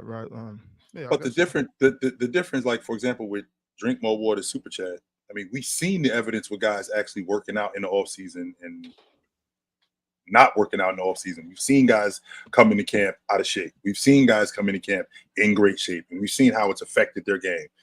With weed smoke, I mean, that's basically been speculation. I don't know how many guys are weed. Ox, until you brought that to me, I did not know Anthony Davis was a weed head. I did not know that. That's news. Well, mind you, I'm not saying that is news. A weed head. I'm just saying that there's been some evidence online. I can't say whether it's true or not because I don't kick it with Anthony Davis. But there's been speculation that he's smoking a little Doja. You know what I'm saying? It's California, the weed different here. So, or I'm not in California right now. It's different there. You know what I mean? Well, Chill defended Michael Jordan on the West Coast, precipitously when we said where you at, where I'm at, where he's at, where Swipe at. I brought a little something home back up here with me, Russ. It's a reason I ain't watched the what you call. Oh well, Colorado from? What you call it? Yeah. Who was who played the Heat? Not the Heat. Who played after that? Oh, the Hawks and Bulls. That's why yesterday you asked me. You was like, "What'd you think?" I said, "Nah, you got it, Mars." Because I put something in the air and went to sleep. And I ain't watched that game. Chill defends Michael Jordan religiously. What, Sliper? I'm sorry. Remember we had that whole conversation about if he got kicked out for gambling and the mob bosses, all that kind of stuff, and then you were defending that Mike that he didn't get kicked out, suspended for the whole year for gambling. Remember that was like February when we had that conversation. That was a while ago. It was a good bit. It's like when I first came on. It was a long conversation, for like 45 minutes. I don't believe he got suspended, but yeah, I don't believe he did. All right, y'all. FIFA Boy said, Ron, quit missing my super chats before I come up there to Seattle and be host myself and L Allen L and L Almighty Lambo. Damn. So is it L Dub Mars? Forever and ever. Hey, FIFA Boy out here throwing out shots. First off, FIFA Boy, you come up to Seattle, you ain't going back to where you came from. Second off, him throwing out L Allen L and L Almighty L is crazy. Y'all shouldn't let that slide. Personally, I wouldn't, but y'all can do what y'all want. It's y'all prerogative, but I wouldn't let that slide in the chat. In chat, y'all should defend y'all boys too. Football CF Candy said, the GM of the Bulls loves mediocrity. Plus, Jerry Reinsdorf is the worst owner in all of sports. It sucks that I have to root against my own team. Hope we lose. Damn. He wasn't the worst owner when y'all had Jordan. He wasn't the worst owner when y'all had Scottie Pippen. He wasn't the worst owner when y'all was running the table like y'all was doing. Now he's the worst owner in sports. Time changes things. Still paying them dudes. Mm-hmm. He lets the GM do his job, by the way. I want to make sure that we clear on that. Jerry Reinsdorf has never been one of those guys who doesn't let the GM do his job. He lets the GM do his job. My job as the president and the chairman of the company is to let you do your job. You come to me and tell me that you need because I want this guy on the crew. That's it. That's my job. PlayersChoiceMerch.com. If you haven't went there, you can scan this QR code. It's right here on the screen, and you can go grab your merch. Get that beige hoodie that some of us don't have, but you can have it, and you can flaunt on the people that don't have it. Shout out to everybody that got the beige hoodie. You were real interesting. Yeah, I love the beige hoodie personally. It will look really nice on your beige skin. Any comment, Joe? None. Zero. My brother, my new best friend. Yes, sir. I have nothing to say about it. Lifelong best friend, actually. Yes, sir. SMN R&DM said, I got an addiction. While working, I keep looking at the clock to see when the show starts. Dub addiction. I'd quit if I couldn't watch from home just to watch the show. Is that what he meant? Watch from home? That's what it sound like. Smoke. Don't quit your job, bro. Don't do that. Don't quit your job to watch us, man. You can't put it because then you can't send us the super chats. Exactly. You can't put an not because damn no super chats, man. Because then you won't be able to take care of your business, feed your family. Just watch it when you get off, brother. That's a lot less important than sending us the super chats. This is where the scumbag comes in. Enter scumbag Mars. Enter. Hi, hello Mars. Do you have a switch? Like, do you turn that?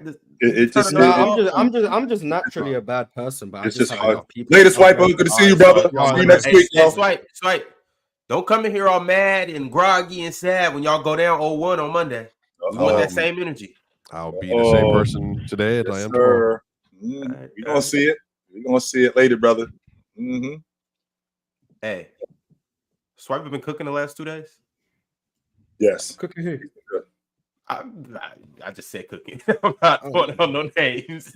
He's made some good points. Yes, he has. Yeah, he said Jokic better than AD because his will, desire, and hunger is better. But I mean, you say it loud enough, I guess it's cooking. And you know how that goes. When somebody starts cooking, you know, somebody got to start jumping somebody. So that was cool that you guys decided to jump Swipe in. You know, y'all had to double team him because y'all just wanted to slow him down. I see what you guys did earlier, but he made it on one piece. Shout out Swiper. Steven said, Tatum better not lose at all during the playoffs because if he does, on Open Gym, I'm going to turn into a mix of Ticket and Skip Bayless when it comes to Hater. And if he does, and if he runs through the playoffs and they go undefeated, which they won't, but if he does do that, he was on a bomb squad. Hater, choke on your venom, hater. Choke on it. I don't get how you can enjoy basketball while hating. Like, right. I don't get it. Unless it's like number 32, then I get it. But everyone else, like, I don't get it. Like, how can you enjoy the game if Boston win, you're just gonna hate? Like, just enjoy the series. Choke on it. Teddy Hart said, I'm playing catch up, but in response to what Chill said about Simmons going to San Antonio, I think Pop would be better off risking it for Lonzo instead. I'm already on the record saying that Lonzo Ball. I think I'm calling up Chicago and I'm kicking the tires and I'm checking the temperature on him. Like, yo, how you feel about Lonzo these days? Like, can he run? What kind of athlete is he today? Is he still viable? And what you willing to hand over for him? I like him more than I like Trae Young with that group. I just do. If he's There's no way Lonzo can come back and be Lonzo. Like that, there's no way. Like I don't think that's possible. Like what he went through, like damn near what Clay's gone through. Like I know it's different injuries, but and we saw what I did to his defense. And I understand he's younger, but like that's the difference right there, though, Mars. He's what, 25 years old, 26? He hasn't been able to run comfortably for 2 years. Well, like there's no way that comes back. Oh yeah, and he's still an all defensive guy. Like there's just no way. Right. And I want it to be the case, but realistically, like. Well, that's why you find out. That's why we find out. Like, can he still run? You know, what kind of lateral movement does he have? What kind of athlete is he? Let's find out. Chicago are gonna obviously build up the product. They're gonna act like he's good, even if he's not. Just for like the same way that if someone calls the Nets, they're gonna act like Ben Simmons' back is okay, even if it's not, because you don't lie about the product. Kind of like selling a car. Yeah, the engine's good, even though as soon as I get it off the lot, I already know it's gonna blow up. As long as you can drive it, as long as you can drive it off the lot, it doesn't. The moment it's off, company property, we ain't liable no more. As long as you can drive it 100 yards off the lot, or no refunds. Yeah, that's crazy. That's crazy. I'm San Antonio. To me, they can't afford to take a risk like that for either one of those two players, Ben Simmons or Lonzo. You got what's the big fella? You got Victor Wembanyama down there. You got to make smarter, more calculated decisions. I don't think you can afford to take those type of risks for either one of those guys. There's a lot that'll fall back on a guy that makes a move like that, and then one of them two end up coming up lame again. Yes, that's a bad look. Well, Ben Simmons will be an expiring contract next year, so maybe that's like you can afford if it doesn't work because he'll be off the books. So I guess that would be like that perspective. I don't know how Lonzo's money works. I think he's got a player option for next year, which I guess he's going to take because I don't know what other team would offer him a long deal.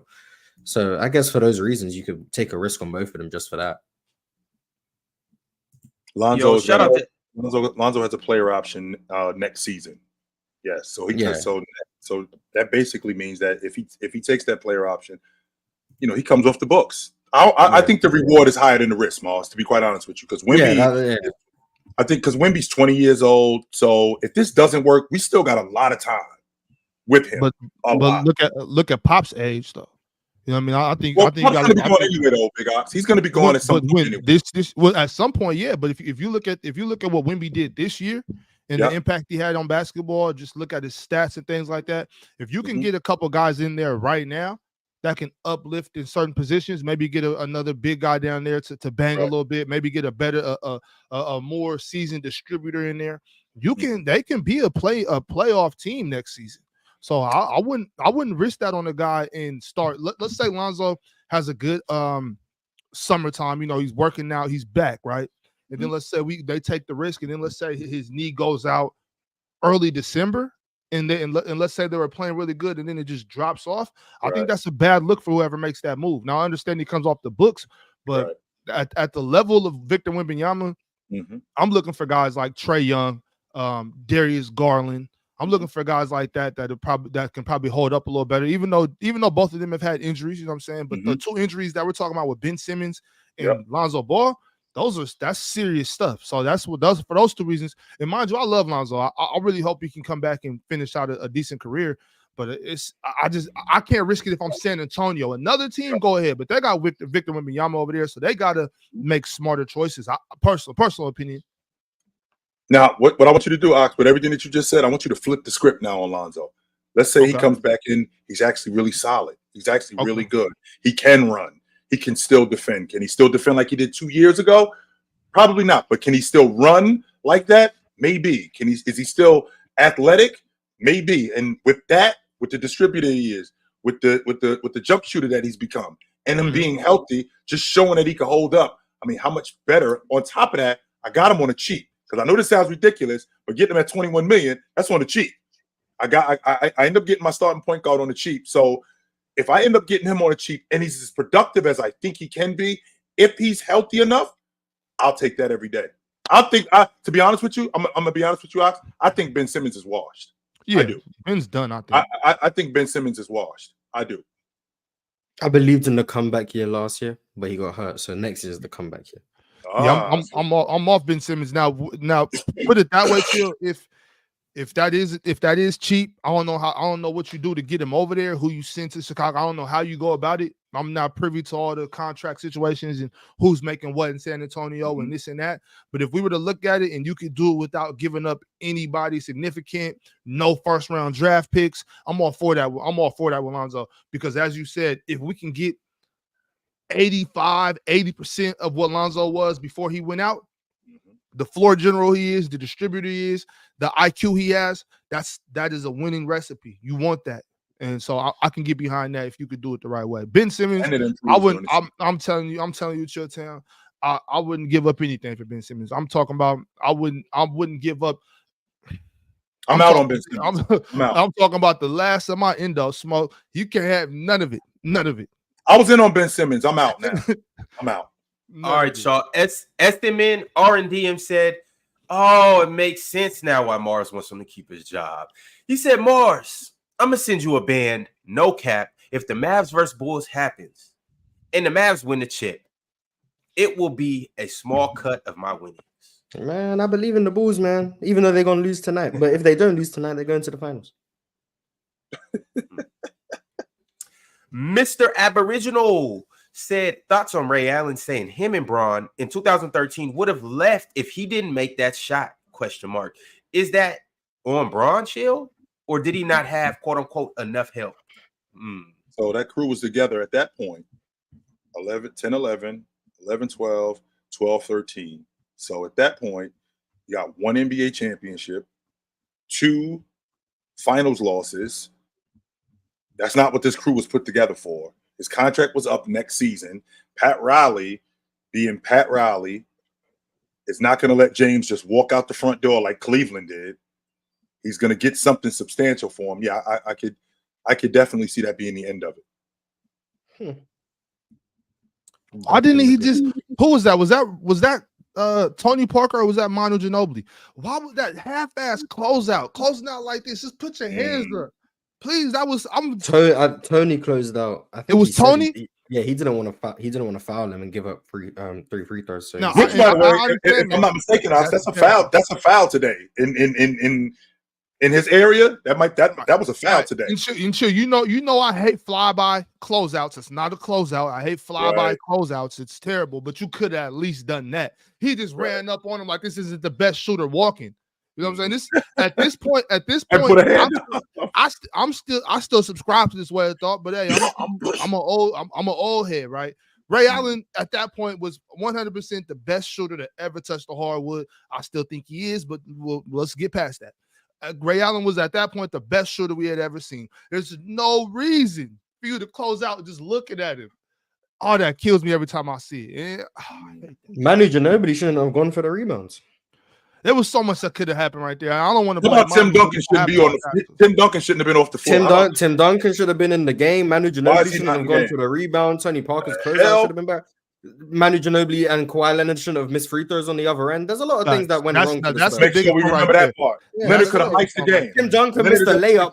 Tim Duncan missed a layup like 30 seconds before that too. Like, I think that was game 7, Mars. Game 7, Tim Duncan ends up missing a layup. Yeah, point blank.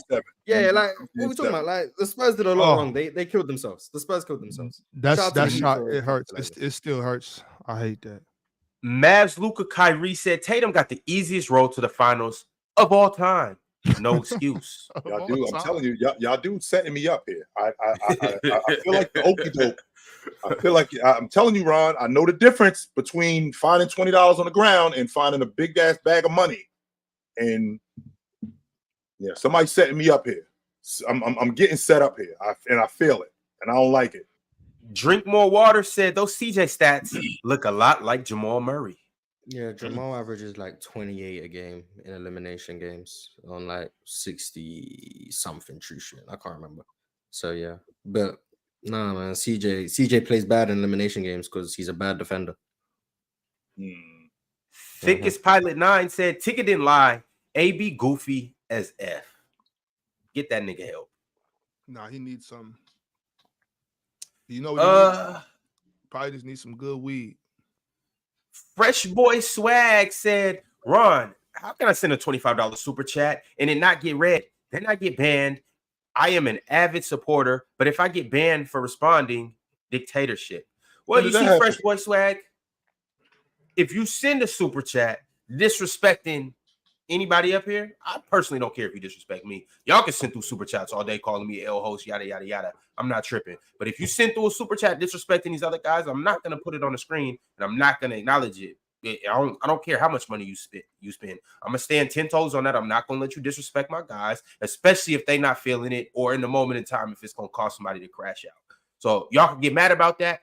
That's just the rules up here. Other than that, if you send through a super chat, I'm gonna do my best to acknowledge it. I'm gonna do my best to read it, and we gonna have a good time. But once you guys start disrespecting guys, and once you guys start saying things that just are gonna get taken the wrong way or anything like that, we just not gonna do that. And on top of that, Fresh Boy, I didn't ban you, but if you got banned, you probably deserved it. But I'm glad that you back in here. I'm glad you back sending through super chats.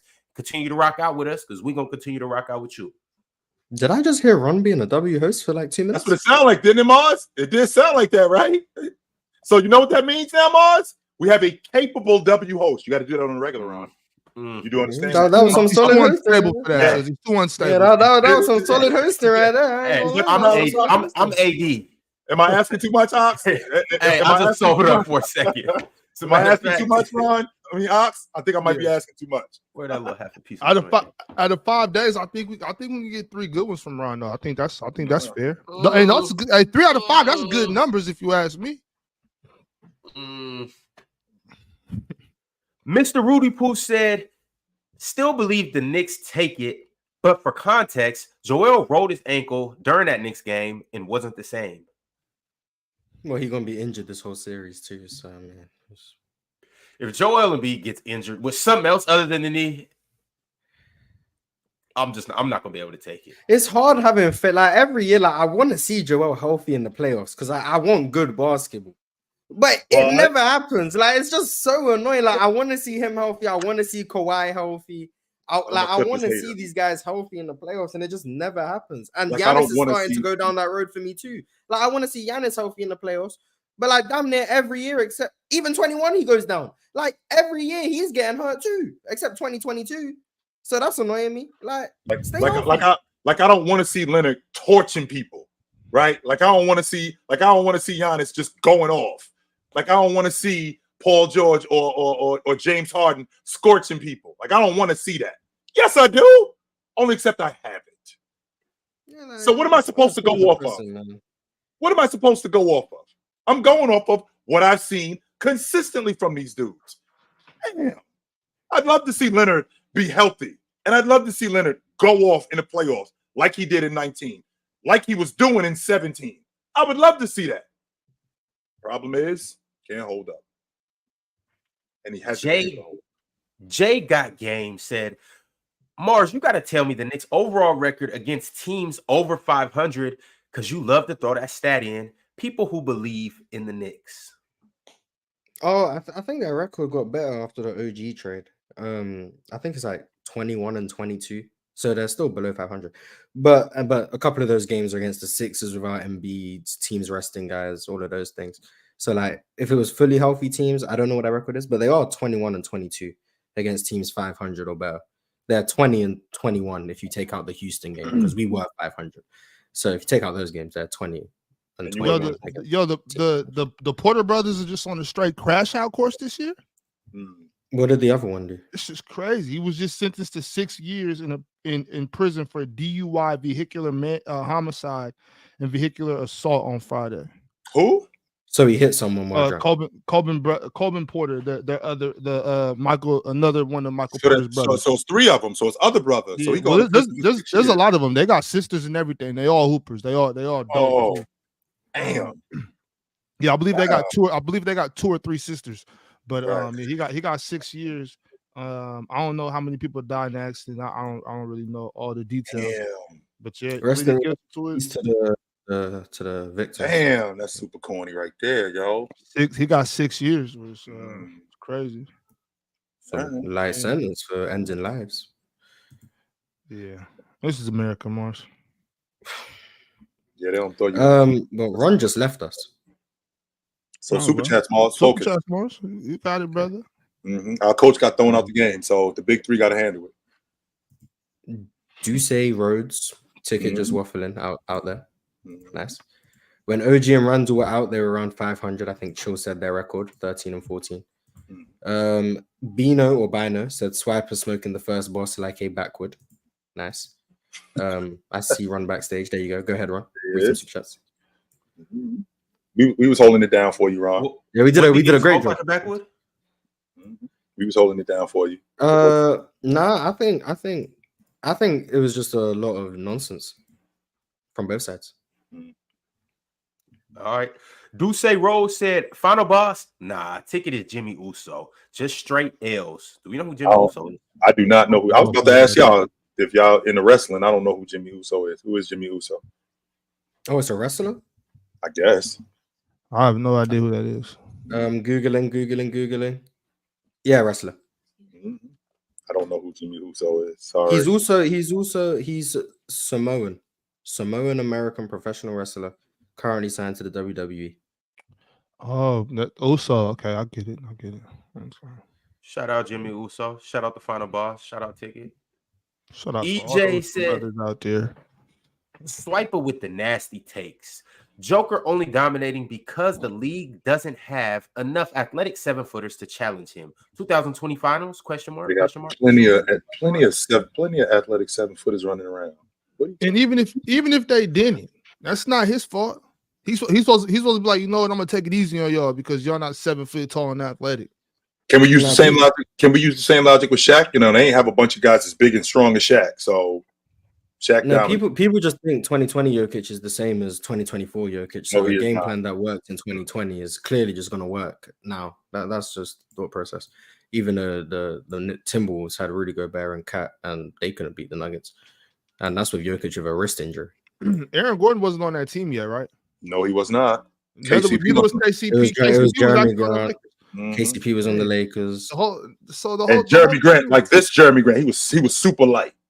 Yeah, the whole team got better. Not only did Jokic get better, Jamal got better, the supporting cast got better. It's just a completely different thing. That's why I hate when we do that. If we're talking about this series and we go back, well, in 2020 this happened. Well, that was almost half a decade ago, bro. We can't. Not to mention LeBron and AD are worse than they were in 2020, and the Lakers. I mean, KCP is now on the other side of the equation. Vogel's a better coach than Darvin Ham. Like, there's a lot of things that are different. Now, that's not saying I'm picking Denver to win. I'm just saying things are different. I could see LA winning this series, yo. Like, I can really see that. Jamal Murray, I don't know if he's 100%, so I don't know if he'll be able to carry. I think AD can slow Jokic down. It's just, I don't see it, Ox. How? I'm trying to figure out how. I don't know. I think, but he has the tools though. AD has the tools, so now I can acknowledge that AD has the tools.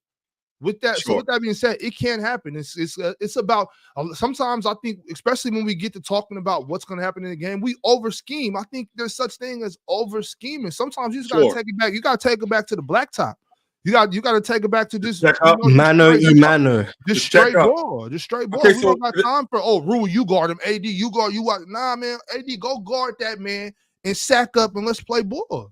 Because I feel like we did that last year. So he crowds and he crowds Joker. Joker blows by him. So I can't do that. So now what I'm going to do is I'm going to back off of him a little bit. I don't want to back off of him a little bit. That's like Tom Brady or Joe Montana standing in the pocket throwing all night. Because in addition to him being able to crack the long ball, in addition to him being able to knock down that mid-range, the offense is running through him. So I get to see any and everything that's going on. So that's a problem. So in transition, I'm going to outrun him. Well, Joker lost 35 pounds. So Joker can get up down the floor too. So I'm going to try to battle him on the glass. Joker is, I think, second in the league in rebounding. So I'm trying to figure out how I slow this dude down. Do I just eat his production and I slow everybody else down? Well, how do I do that? How am I going to be able to I'm going to be able to stick to KCP on his hip? How can I keep Aaron Gordon off the glass? How can I keep Aaron Gordon out of transition? We got to get back in transition, and we got to find these guys. When we get in the half court, we can't switch both Aaron Gordon and KCP. We can't switch bigs onto smalls. We got to keep our same matchups. We got to fight through screens. In addition to fighting through screens, when that shot goes up, we got to gang rebound. Mm-hmm. Other than that, we're not going to be able to slow down Joker because we may want Joker to go for 35 and 40. That might be our best option and slowing down everybody else. Well, that's the thing. I'm looking at it like, okay, AD, you got Jokic. Bron, you got MPJ. Rui, you got Aaron Gordon. D-Lo, you got KCP. Austin, you got Jamal. Let's go. Keep your man in front of you. We're playing help. Yeah, we're gonna play help D, but we're not doubling, we're not switching. Keep your man in front of you. If you get hit on the pick, if you got to call for a switch, we do that. I'm talking about take it all the way back. Basic defense, basic basketball. Don't over scheme. Match up. Play basketball on this end of the court. AD, you're going at his chest. You get the ball. You go one-on-one with Jokic. Make him defend you. AD, we need 30 points from you today. I need you attacking him. I need you shooting free throws. I need you being ultra aggressive. D-Lo, I need you knocking down open jump shots. Austin, protect the basketball, knock down open jump shots. Bron, you don't need no coaching. You know what to do. You know what I'm saying? Somebody close out on MPJ. Close out on this. We don't got time for you're the roamer and you do this, you do that. Nah, that's not gonna work. That's not gonna work, bro. We gotta play primitive basketball. I'm talking about controlled chaos, primitive basketball, stay in front of your man, sack up. Let's play basketball. AD, obviously, don't get too close on him. Arms length. Make sure you can touch his shoulder if you reach out. Right there. Send him baseline. Keep him out the middle of the floor. Let's play ball. That's how it's got to be. Hey, all that over scheming and shit like that, that's gonna get you cooked. That's gonna get you cooked. With all that being said, he's still gonna average 28, 12, and 9. I'm not saying he won't. I'm not saying he won't, Ron. I'm just saying you do your job. You do your job. Let's play ball. We got LeBron James. You know what I'm saying? Let's rock with that. You know what I mean? Let's go. I think if we stop trying to over scheme this, the Lakers are just as good as the Nuggets, if not better. When you go all the way around, we're making this more difficult than what it is. Making it way more harder than it has to be, man. Everybody want to be the smart guy. Sometimes we gotta and chill. You know what? Maybe that's just because that's how my brain works. Maybe I'm not equipped for all that extra stuff. I'm a primitive style basketball player. I'm hard nosed. Put your forehead in his chest. Let's play ball. Take the ball from him.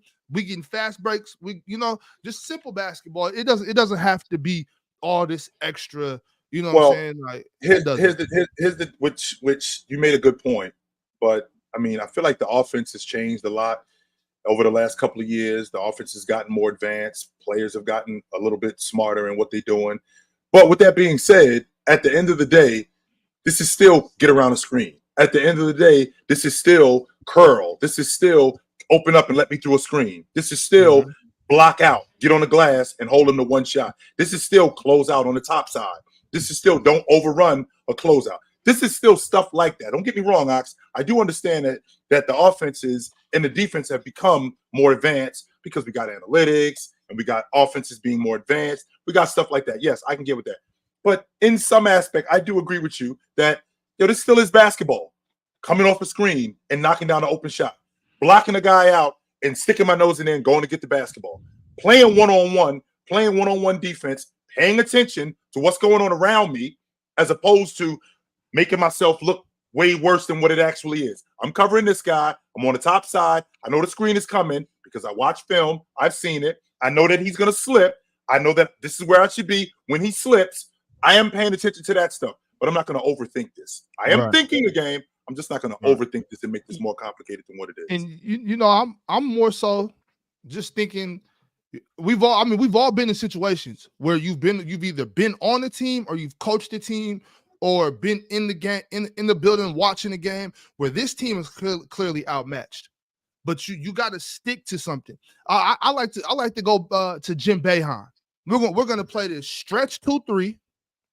And it might look like we're getting cooked in this first half, We're going to stick to this stretch 2-3. We're going to trap the corners, and it's going to wear them down. Eventually, we're going to get a run. We're going to get 3 steals. We're going to get 3 steals, get some lefts. We're going to get deflected passes. It's going to wear them down. We don't now, mind you, you could always try. Okay, look, maybe we try a boxing one. Bron, you're the one. You're guarding Jokic or something like that. If you maybe that's what you want to do. I don't know. I just don't think we need to overthink this thing. I think overthinking against the Nuggets and Mike Malone in the genius IQ level basketball player that Jokic is going to get you cooked. I think that'll get you out of here in 5. Now obviously we've seen what the Nuggets have been doing to them this season. So the chance is slim, but there is hope. You got LeBron James, you got a great defender, Anthony Davis, you got pieces.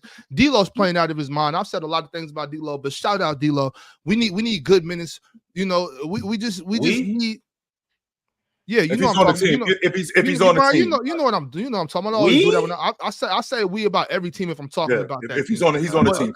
You was a W host for a minute, Ron. You was a W host for a minute, and you went right back to it. The last thing I want to see is the Lakers win a basketball game. But I love basketball more than anything as far as sports go. You know what I'm saying? Right. I love basketball first. So I would love to see the Lakers come out with a simplistic, primitive scheme and give it to the Nuggets. I would love to see that, bro. That would be great for the NBA. That would be great for basketball. I want to see that.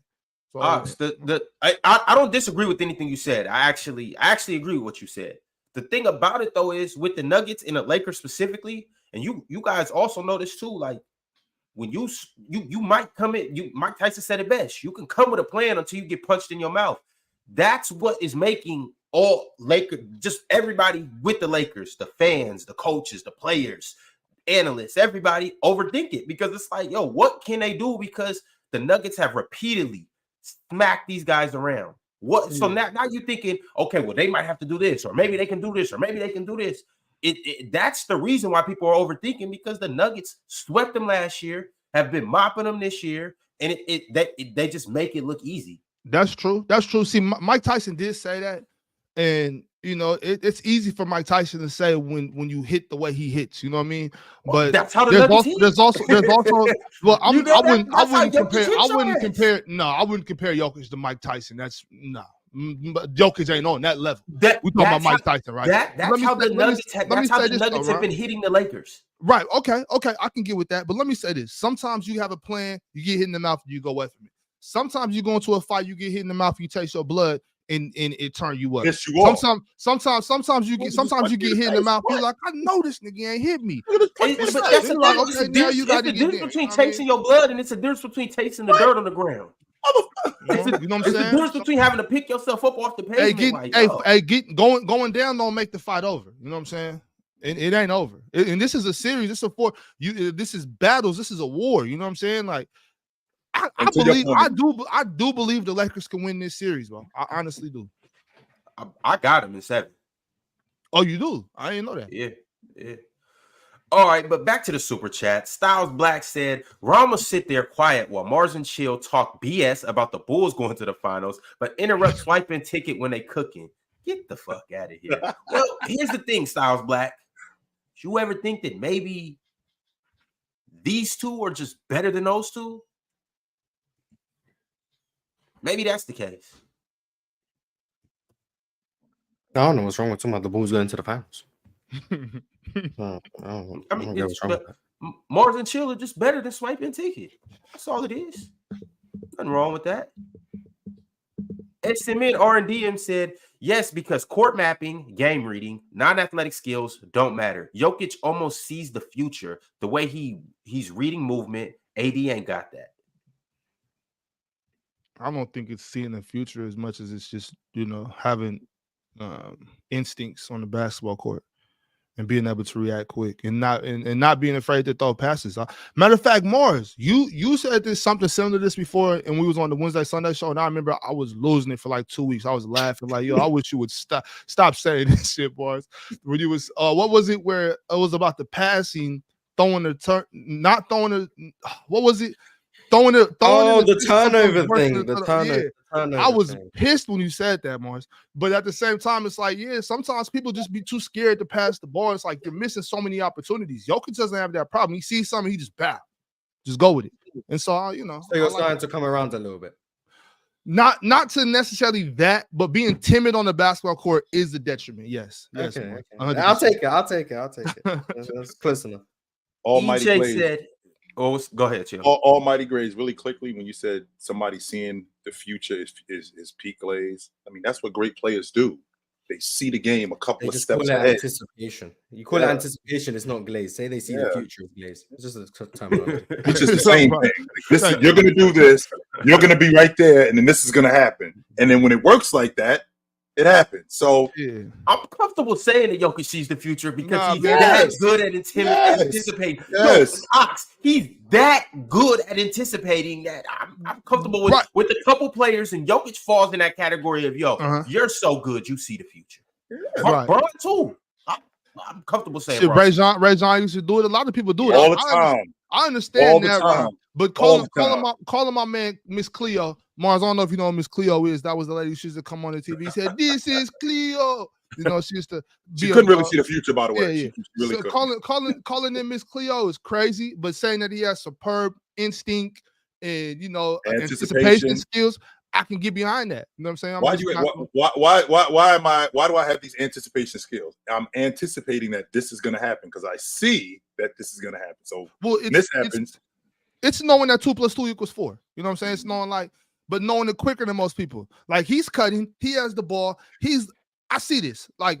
Just also thinking, what would I do? What would I do right now? Okay, I'm all over this. You know what I'm saying? Anticipation, but seeing the future is crazy. It's a little bit deeper than 2 + 2. It's a couple multiplication signs. There might be some division in there. He got some brackets and parentheses. Like it's more of an equation with Jokic. On top of that, Jokic should do certain things to make certain things happen because he knows that this is going to be the result of that. A look off with the dribble this way, he'll slow down, do that half spin. He just do a little more too. He'll even coach players that go there, be here. All right, I'm a look over here. I'm a pause for a second. Jokic is just dope. You running in transition to the rim. You running. He's gonna run with him. I see the future. You're gonna run with him. You're gonna run to the rim. You're gonna be wide open at the long ball line when he runs past. Sure enough, he gets him the ball and he's wide open. That is seeing the future. For sure.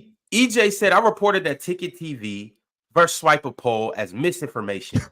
Hashtag final boss.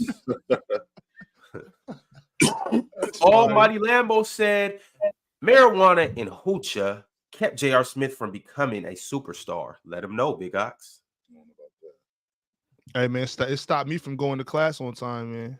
You know?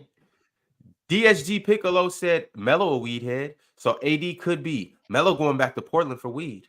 Was Melo a weed head when he was in New York or he was in Denver? Was he? Getting high with that altitude? Interesting. That's what I'm talking about. Wow, Mars. You're already high. You're getting higher. That whole team was high. Melo, JR, Iverson, Chris Anderson, Kenyon Martin. You tell me them boys wasn't getting lit. Past that from everybody? Damn, we having sessions.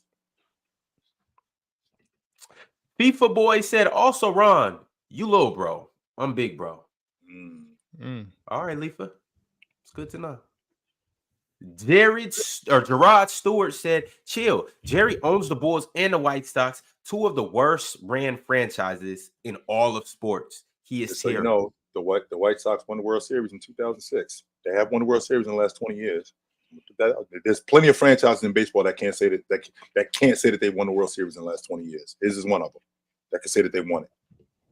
Real quick, and I don't want to keep getting too far. I don't want to keep bringing this up, but y'all in the chat can't compare y'all smoking weed in the morning and going to your job and then smoking weed and playing 48 minutes of basketball. Trust me, it's not the same. You know what I'm saying? So I know that you might be a pothead, and that's good for you. Whatever you do, I'm not disrespecting your job or your profession, but it's not the same thing, bro.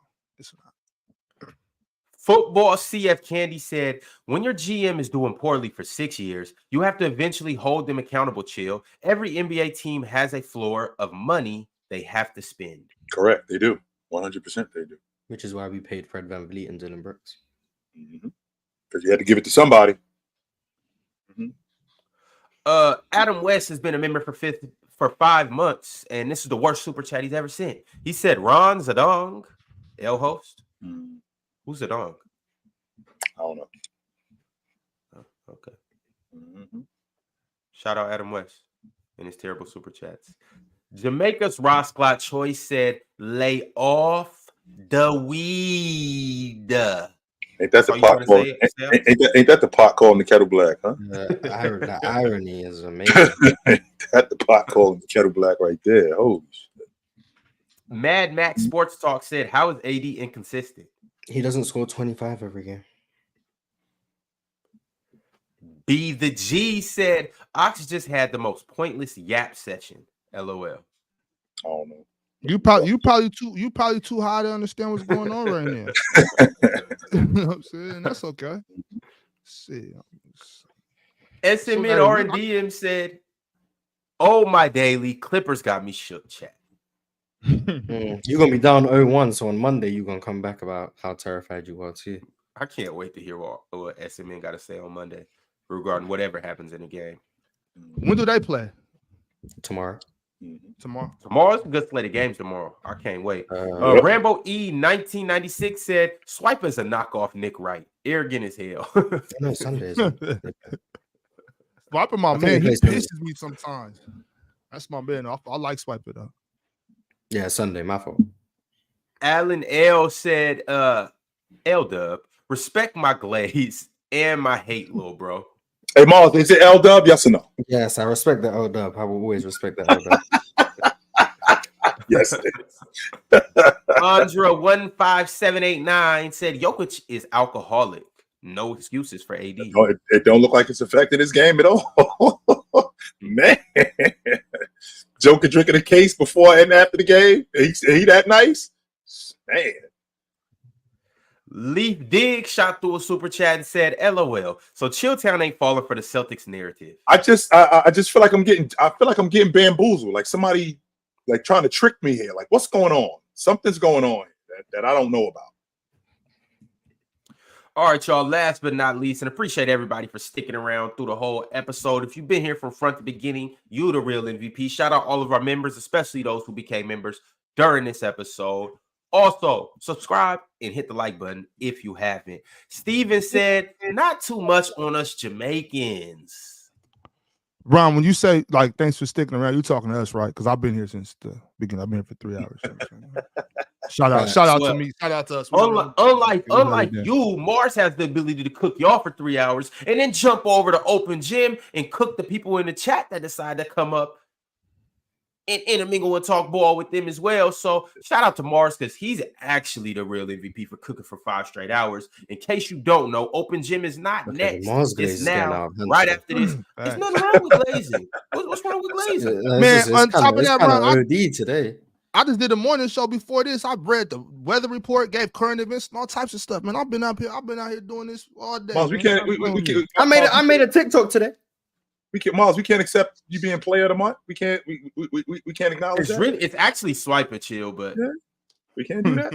You remember when Jalen Green balled out and then Luka just stole it from him? Yeah, that's what you Mars. You Luka, he Jalen Green. That's messed up. Swiper really like player of the week. Giving me PTSD from that player of the month robbery is crazy. Yeah, that was crazy. I forgot about that. There's no way he didn't get that. Nah, I mean, it's Luka. Because Luka want to go make scoop shots from 20 feet. Get my team 50. All right, y'all. We up out of here. Make sure that you jump in the open gym next. And also, for the weekend, I'm going to just throw this up there for you. NBA X tonight. Tap in. We gone.